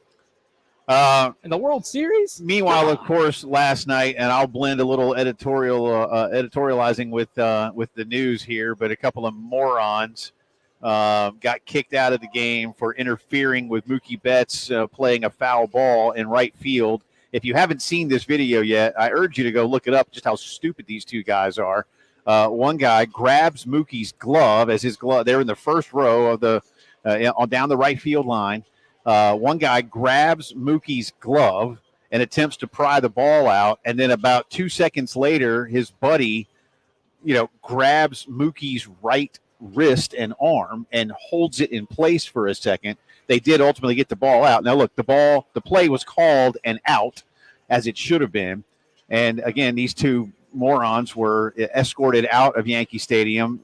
Some fans applauding them, which again, whatever. Today, those two fans, it was announced, have been banned from attending tonight's game. I'll read verbatim here from the AP report that came out a little while ago. The Yankees announced in a statement that the fans, quote, will not be permitted to attend tonight's game in any capacity, and added that the incident Tuesday night with Betts was, quote, egregious and unacceptable. Let me get to another piece here. Jesse Rogers of ESPN reported that it was not clear whether the ban against one of them, Austin Copabianco, and his buddy John Peter, would apply to any Yankee Stadium games next season. Copabianco is a season ticket holder. The Yankees, in their statement, also said the safety and security of players, fans, and stadium staff is the foundational element of every event held at Yankee Stadium, and it cannot be compromised. Tonight marks the final home game of the year, and we want every ounce of our fans' passion on display. Yankee Stadium is known for its energy and intensity. However, the exuberance of supporting one's team can never cross the line into intentionally putting players at physical risk. Copabianco was reached by media in New York City. Said he was informed that he would be arrested if he attempted to attend the game, and added, quote, we're hoping for a short-term ban. We don't want to lose the season tickets. I'm going to take the same tack that you did toward Dave Roberts about his pitching decisions and say to this guy, you don't want to lose your season tickets, moron? Don't touch an opposing player. And as I told you earlier today, I don't care if it's a Wednesday in May against the White Sox. You don't bleep and do it, man. You're not on the team, buddy. Yeah, you don't play for the Yankees. And then to the buddy who grabbed his arm, as I said, listen, technically that's assault. And as you and I talked about earlier, again, Mookie Betts didn't get mugged in an alley in the Bronx and have his wallet and watch stolen or something like that. Not that kind of assault. But by the letter of the law, that is assault. You can't do that to people, especially in that particular environment. I mean, you don't want to lose your tickets, moron.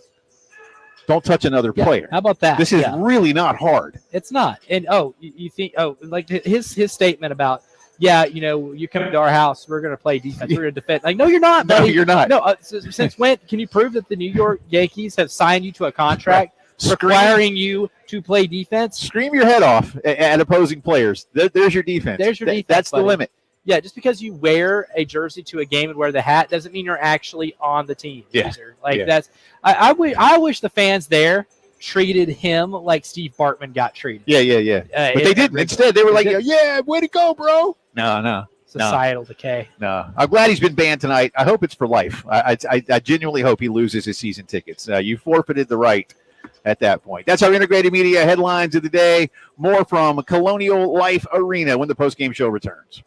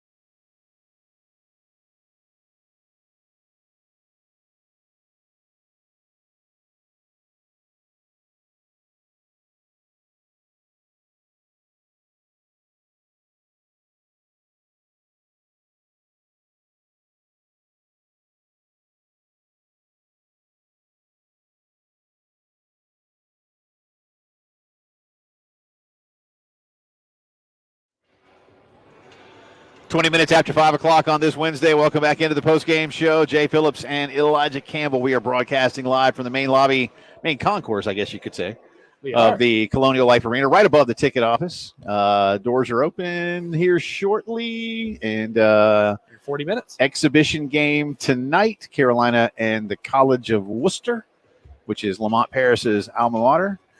We will not have the broadcast on our airwaves tonight. We'll, of course, have the regular season. But if you do want to listen to Derek and Judge Casey Manning, you can do that at GamecocksOnline.com or the Gamecock Athletics app that you can get where you get apps, just like you get our app at the App Store, Google Play. You can. There you go. It's not a physical place you can drive to. They should have one, though. That'd be fun. You can go buy an app. Yeah, just go get some brick apps. and mortar building. You know, like you used to go to Best Buy and buy games and stuff. Man, that was fun. Yeah, or Blockbuster to rent a DVD. Blockbuster to rent one. Yeah, absolutely. A couple of programming notes, and we'll get back into some sound from the coordinators. Of course, speaking of coaches, Carolina calls tomorrow night. Shane and Todd, 6 o'clock on the game here in the capital city and along the Grand Strand. And then Friday night at 7 o'clock, it's the Loves Chevy High School Football Scoreboard Show with Justin Hall and Elijah Campbell. What? Wow. Friday night at 7. Like a jerk. No. He's a good dude. Looks like Barry Gibb. Allegedly. So there you go. A couple of things. Let's get back into some sound here from the Gamecock coordinators. We'll get back to defensive coordinator Clayton White now. And he was asked today, what the A&M offense is doing in terms of disguising things or a lack thereof when it comes to their quarterback usage and their scheme. Your hats off to them. They do what they do. Some offenses try to get really cute pre-snap. Some offenses don't. Some offenses line up and say, let's play. They're kind of more of a let's play offense. They obviously got some motions, some short motions, some orbits, some jets. They do most of the motion, but that's not their top priority. Their top priority is to put the ball in their football hand, put the ball in the hands of their best players and let them go to work. The other night, as we said, need dictated very few passes for Marcel Reed. Yep. But for those that didn't get to hear what Elijah said about this, when Elijah was working in Nashville, where Marcel Reed is from, you guys covered him rather extensively. Maybe the initial thought from some who were just catching on to Marcel Reed, well, he's a running quarterback. And as you pointed out, it's actually quite the opposite from his high school days. Yeah, he was expected to drop back in the pocket and sling it. And they had weapons all over the field. He played at Montgomery Bell Academy, and his only loss his senior year was to Eric Kimry and Baylor. There you go, Coach. Ironically enough, Coach Kimry, the only guy to solve the Marcel Reed puzzle in Tennessee high school football. But Baylor Marcel went on to win Reed, state, right? So that was in the state championship. Yeah, in the state title game. And Marcel Reed was that was a kid that, we did a segment every night because we get tagged. We get tagged in all of these videos that people take at games. And we almost had to pick one throw to break down and call it the Marcel Reed throw of the week, because he would throw some just like 45, 50-yard dots across his body right on the money. He's one of those guys that you could watch that tape and you'd be like, that's a college football throw right now. He never had to really scramble outside the pocket because nobody could defend NBA's passing game. And he was a conductor of all that. And that's why Lane Kiffin wanted him so bad at Ole Miss. Right. And that's why he was committed to Ole Miss for a while. And then there's rumors that he might be leaving. Jimbo Fisher offers last minute. Might be a little bit of a bag situation. And he ends up going to Texas A&M, flipping his commitment. Also, he's the son of a former Division I football coach. Rod Reed was a coach at Tennessee State. That's why Marcel lived in Nashville. Right. So he's got a background of knowing how to dissect defenses, of knowing the game as well as anybody else. And so when he came out this year and got some playing time when Wegman went down, and I saw him break the ankles of a Florida player, I genuinely was stunned because I didn't know he had that dog in him. I didn't know he had that rushing quarterback in him, right? Didn't know he had that in his bag to begin with. But he's gotten so good right now at Texas A&M at handling the mesh point, at playing the read option, and really helping conduct that running game and add an element to it that it's missing with Wegman, because Wegman don't move like that. But when Marcel Reed puts the ball in the air, he's got a lot of arm talent, a lot more than I think America's been able to see so far in the games he's played in. Trying to think of somebody of late. I mean, let me get your opinion on this. Compare and contrast Jalen Milroe to Marcel Reed. Marcel Reed's a more polished passer than Milroe was when Milroe was a starter. Milroe's got a bigger build. Like I don't know if you remember seeing Jalen Milroe at SEC Media Days. Yeah. Jalen Milroe's built like a linebacker. Yeah. I was so physically impressed with what he's Milroe thick, looked. and that's that in a good way. And Marcel Reed's a whole lot more slender. Marcel Reed does not have a lot of meat on that bone. He's still probably, in order to play at the next level, he's going to put on a lot of muscle. Yeah. And that was really one of the only concerns I had of him coming out of high school was this kid's got insane arm talent, but is he big enough to be able to play the position at the highest level? Because he was just so thin, right? And being in a college football environment where you have college weight training programs, dietary programs, he could put on the weight to be able to be that successful as a quarterback at the next level. He just needs to do it, right? I think the build is the one thing, but Milroe is more built to be a better runner. And I'd say he's faster straight line than Marcel is by a decent margin. But Marcel's just way more of a polished passer than what Milroe was when Milroe first became the starter at Alabama. He's gotten better since then. Yeah. But I think Marcel's mechanics, his throwing tools, is at a much better base coming into college. Yeah, and I ask because I'm trying to think of someone that South Carolina has seen this season that you could label as a true dual threat quarterback. Yeah. And I would say, because and forgive me, I forget Kentucky's other quarterback. But when he comes in, he runs. Gavin Wimsatt. Yeah, he is not a threat to throw. Yeah, he's not going to throw, and that. Now he's a great runner. Like Nussmeier wasn't going to run, anything like that. A statue. And Oklahoma's quarterbacks, Carolina handled pretty well, whichever one of them it was. Despite what their tape may say or what their resume may say, Carolina handled both of those guys quite well all day. And you just, you wonder how much you're going to be able to do that. So I'm trying to think of somebody that Carolina has seen this season, thinking that you would label a true dual threat. And I certainly put Milroe in that class, but it seems like Reed is vaulting up the charts. Yeah, Milroe is definitely the closest comp, I would say. It's just Milroe is just so much more athletic and has a bigger build, right? And can maybe fight off some tackles too. I mean, if you haven't seen it, at least you can see the base that Marcel Reed has with his athleticism. That move he made against Florida is at Florida, and I want to say it's in the second half of the game. He rolls out to his left, he gets to the second level, and he plants the right foot in the ground. And this Florida defender, man, his face mask on grass immediately, and he jukes him off. But it was, it's. Milroe is probably the closest thing I guess you can use as a comp, and even then, there's a little bit of a difference. I would think so too. But I just again looking at somebody this defense has seen so far this season, and I thought they did a good job against Milroe. Well. Yeah, and that's one thing too. Like Jalen Milroe and Marcel Reed both do really well. Is hide the football at the mesh point on read option plays, right? A lot of there's so much of football that's a guessing game at the line of scrimmage, who has the ball between running back and quarterback. And I thought South Carolina was phenomenal in that second half against Alabama at making sure they didn't get duped by the trickery in the backfield. And that's going to be a very similar challenge to what you're going to face. And that's one LSU was not up for in the second half of that game. The drive around the SEC coming up on the other side of the break. Before we hit that, Doug, I want to remind you the Lawyer Lisa Special Teams Contest is now up to $800.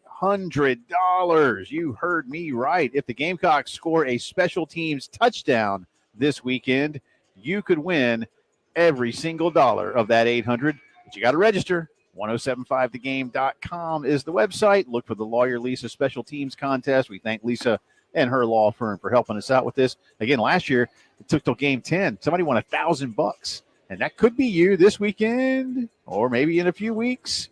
You got to register at 1075thegame.com. The Lawyer Lisa Special Teams Contest. We'll have, again, the drive around the SEC and more sound from Gamecock offensive coordinator Dowell Loggins when the postgame show returns.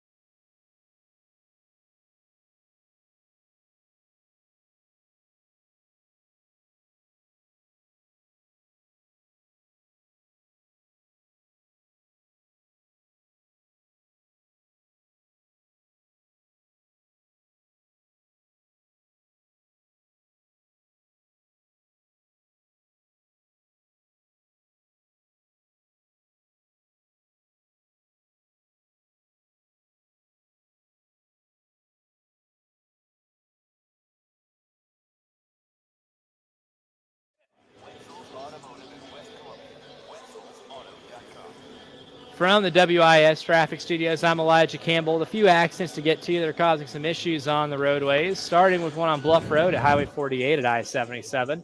Another one on Bush River Road at I-26. Hardin Street near US 76 and Divine Street has a minor accident causing some traffic backup. Got one on Highway 6 near Nazareth Road. Highway 60 at Highway 6 in North Lake Drive. 2 on 20 westbound, one over near exit 80 and the other near exit 58. 2 on 26 eastbound at exit 104 to 106, as well as one near exit 115. On 26 westbound, there's an accident over at exit 108A causing some minor backup. One on I-77 northbound at Garner's Ferry Road near exit 9. And lastly, one on Rabin Road at South Carolina 555 and Farrow Road.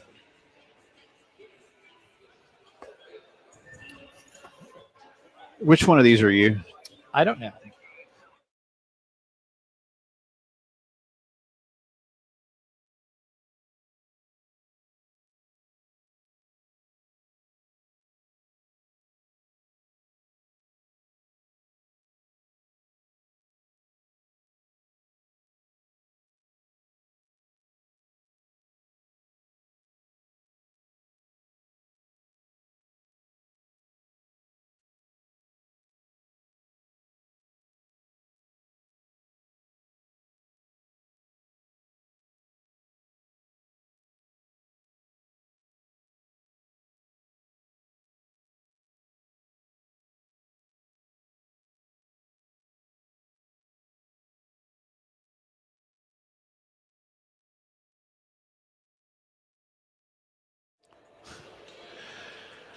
And it is Drive Around the SEC time on this Wednesday afternoon. Welcome back in, Jay and Elijah. We are broadcasting live from Colonial Life Arena. I want to thank all the folks out here who have made our day very, very pleasant. We'll start with some off-field news about the world's largest outdoor cocktail party. Now, they will be playing that this weekend down in Jacksonville.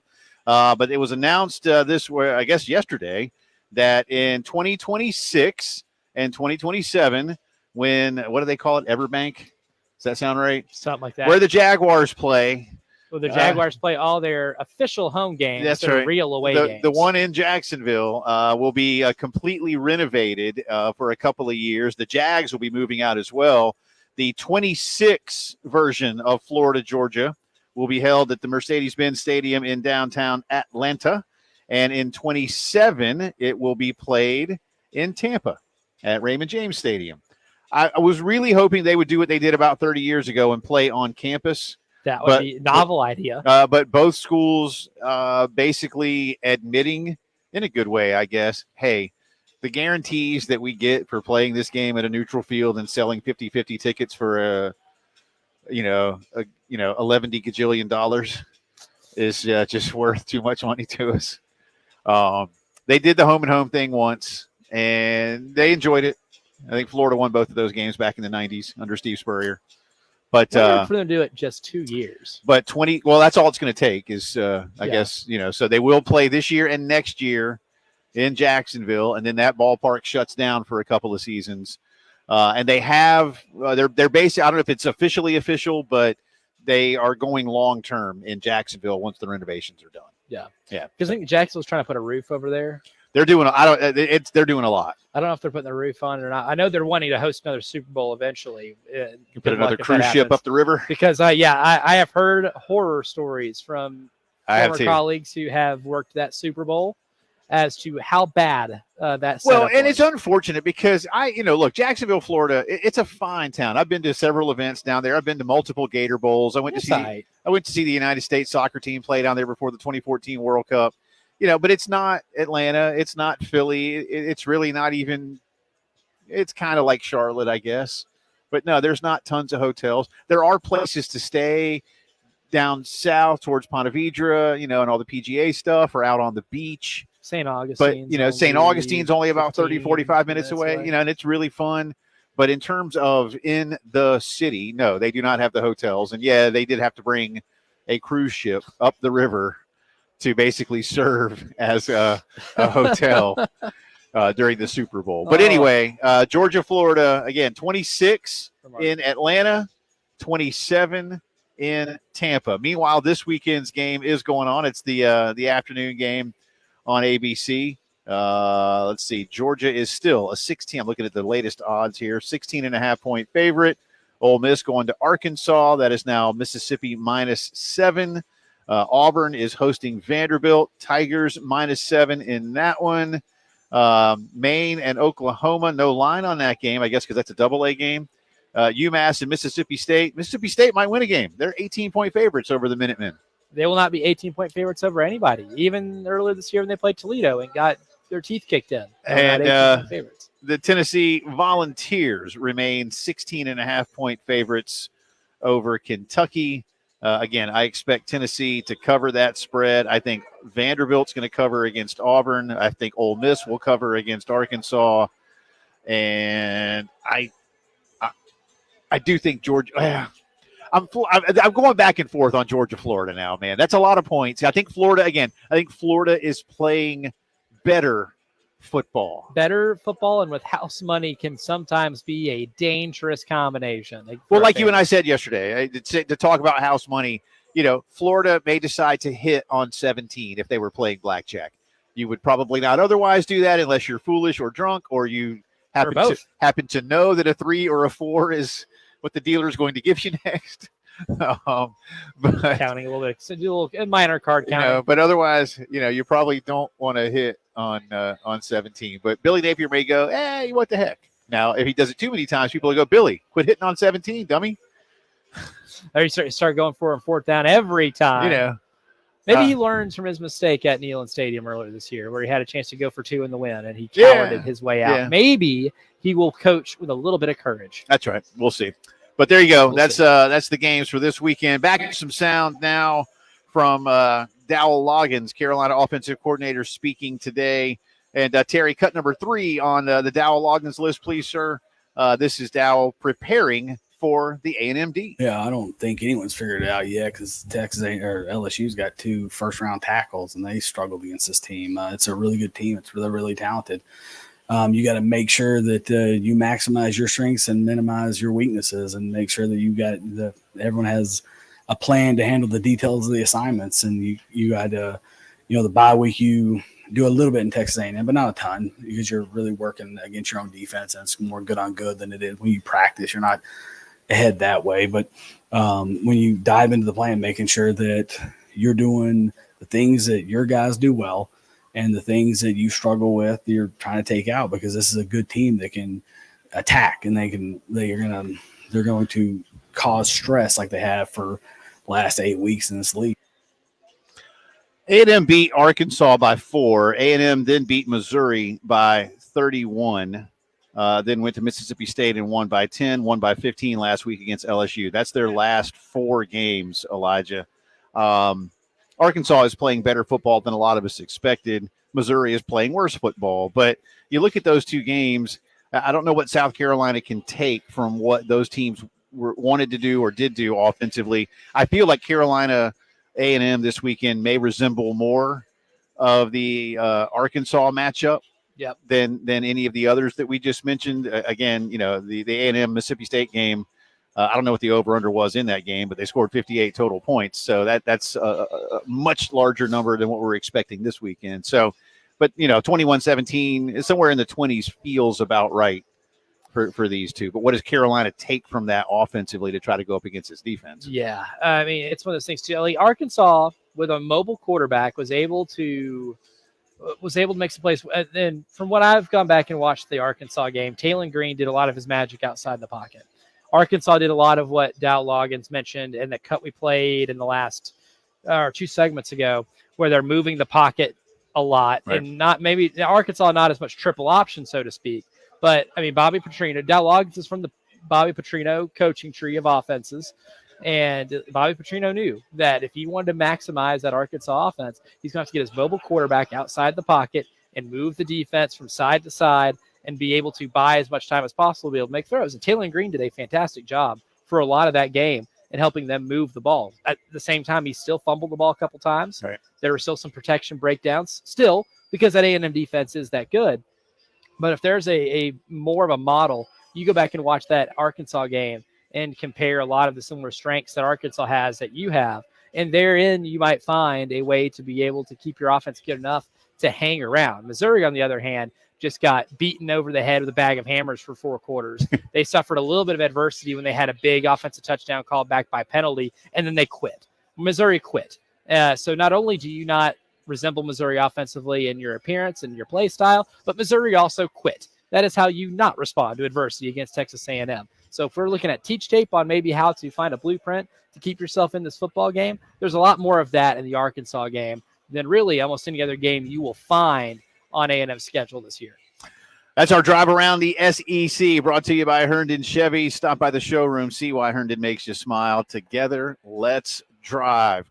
We'll come back with final thoughts from Colonial Life Arena ahead of Carolina's men's basketball exhibition tonight against Worcester, and the Panthers have made a decision on a starting quarterback for this weekend.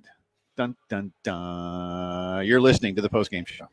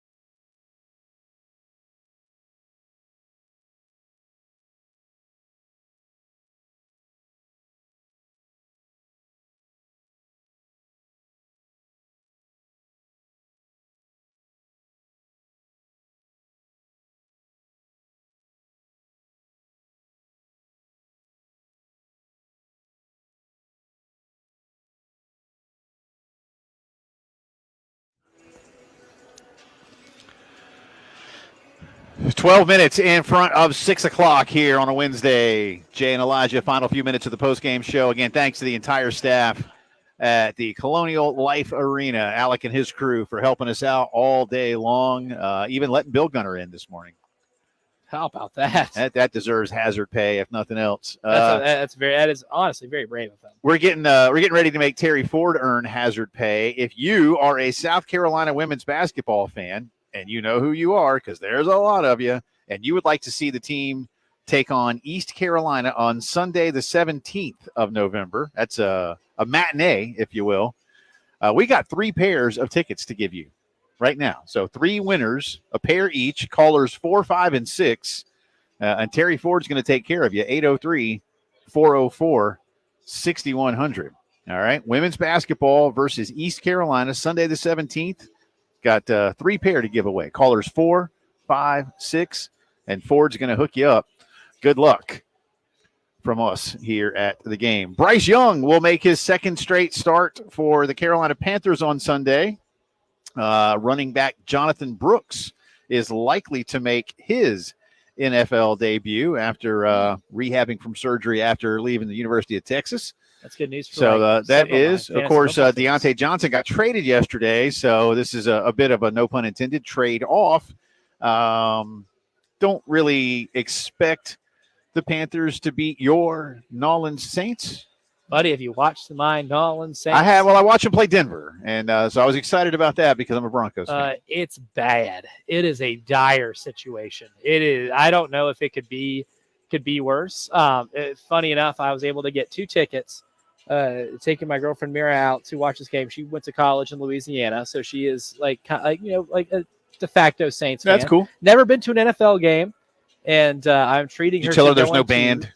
Yeah, I had to make sure that, hey, there's no band, there's no live tiger, there's not gonna be a live panther here at the God, that would be. You know what? You want to get people into seats. A live panther Live at the stadium. panther.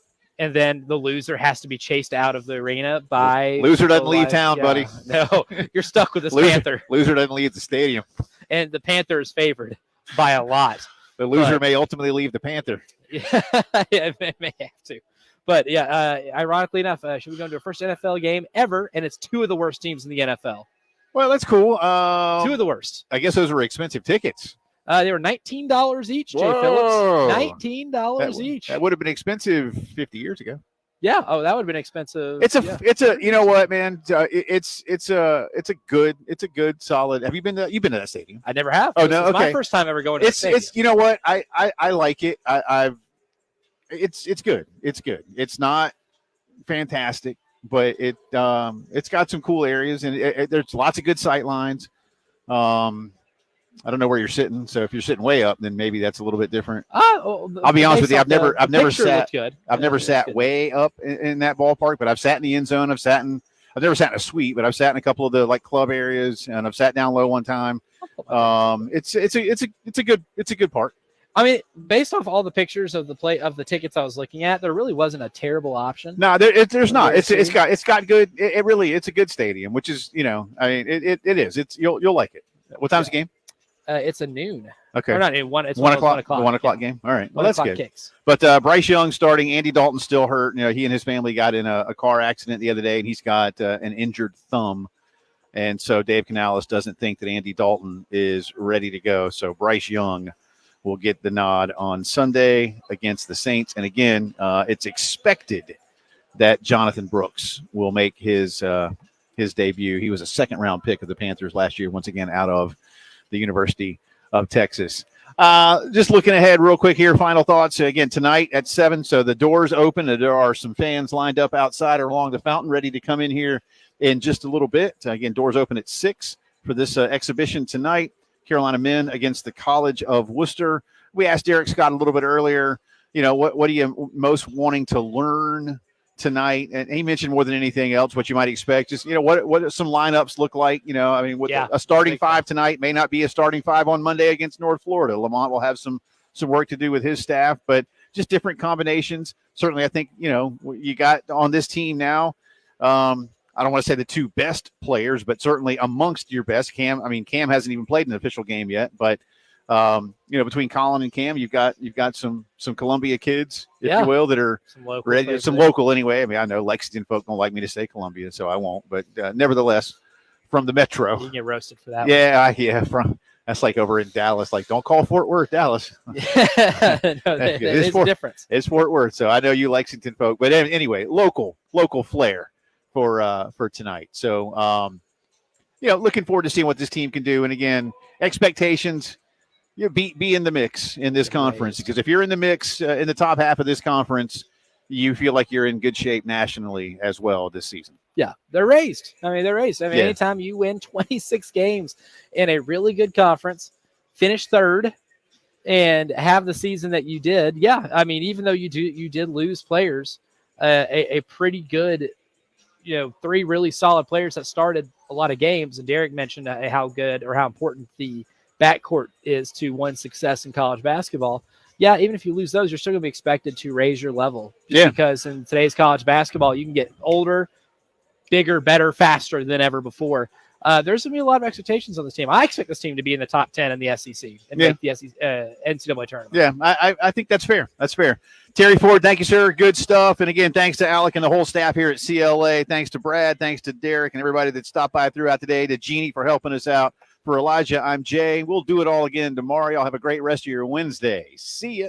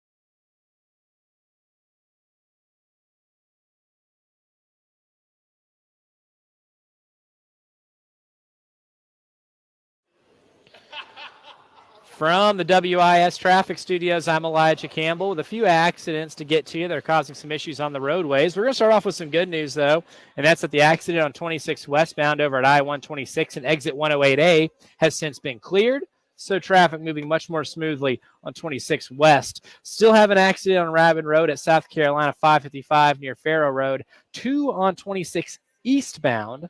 One between exit 104 and 106, the other one near exit 115. So traffic on 26 east a little slower than it is on west. Still have an accident on Highway 60 at Highway 6 in North Lake Drive. Another one on Highway 6 at or near Nazareth Road. And lastly, we have 2 left, one on Bush River Road at I-26 and one on Hardin Street near US 76 and Divine Street.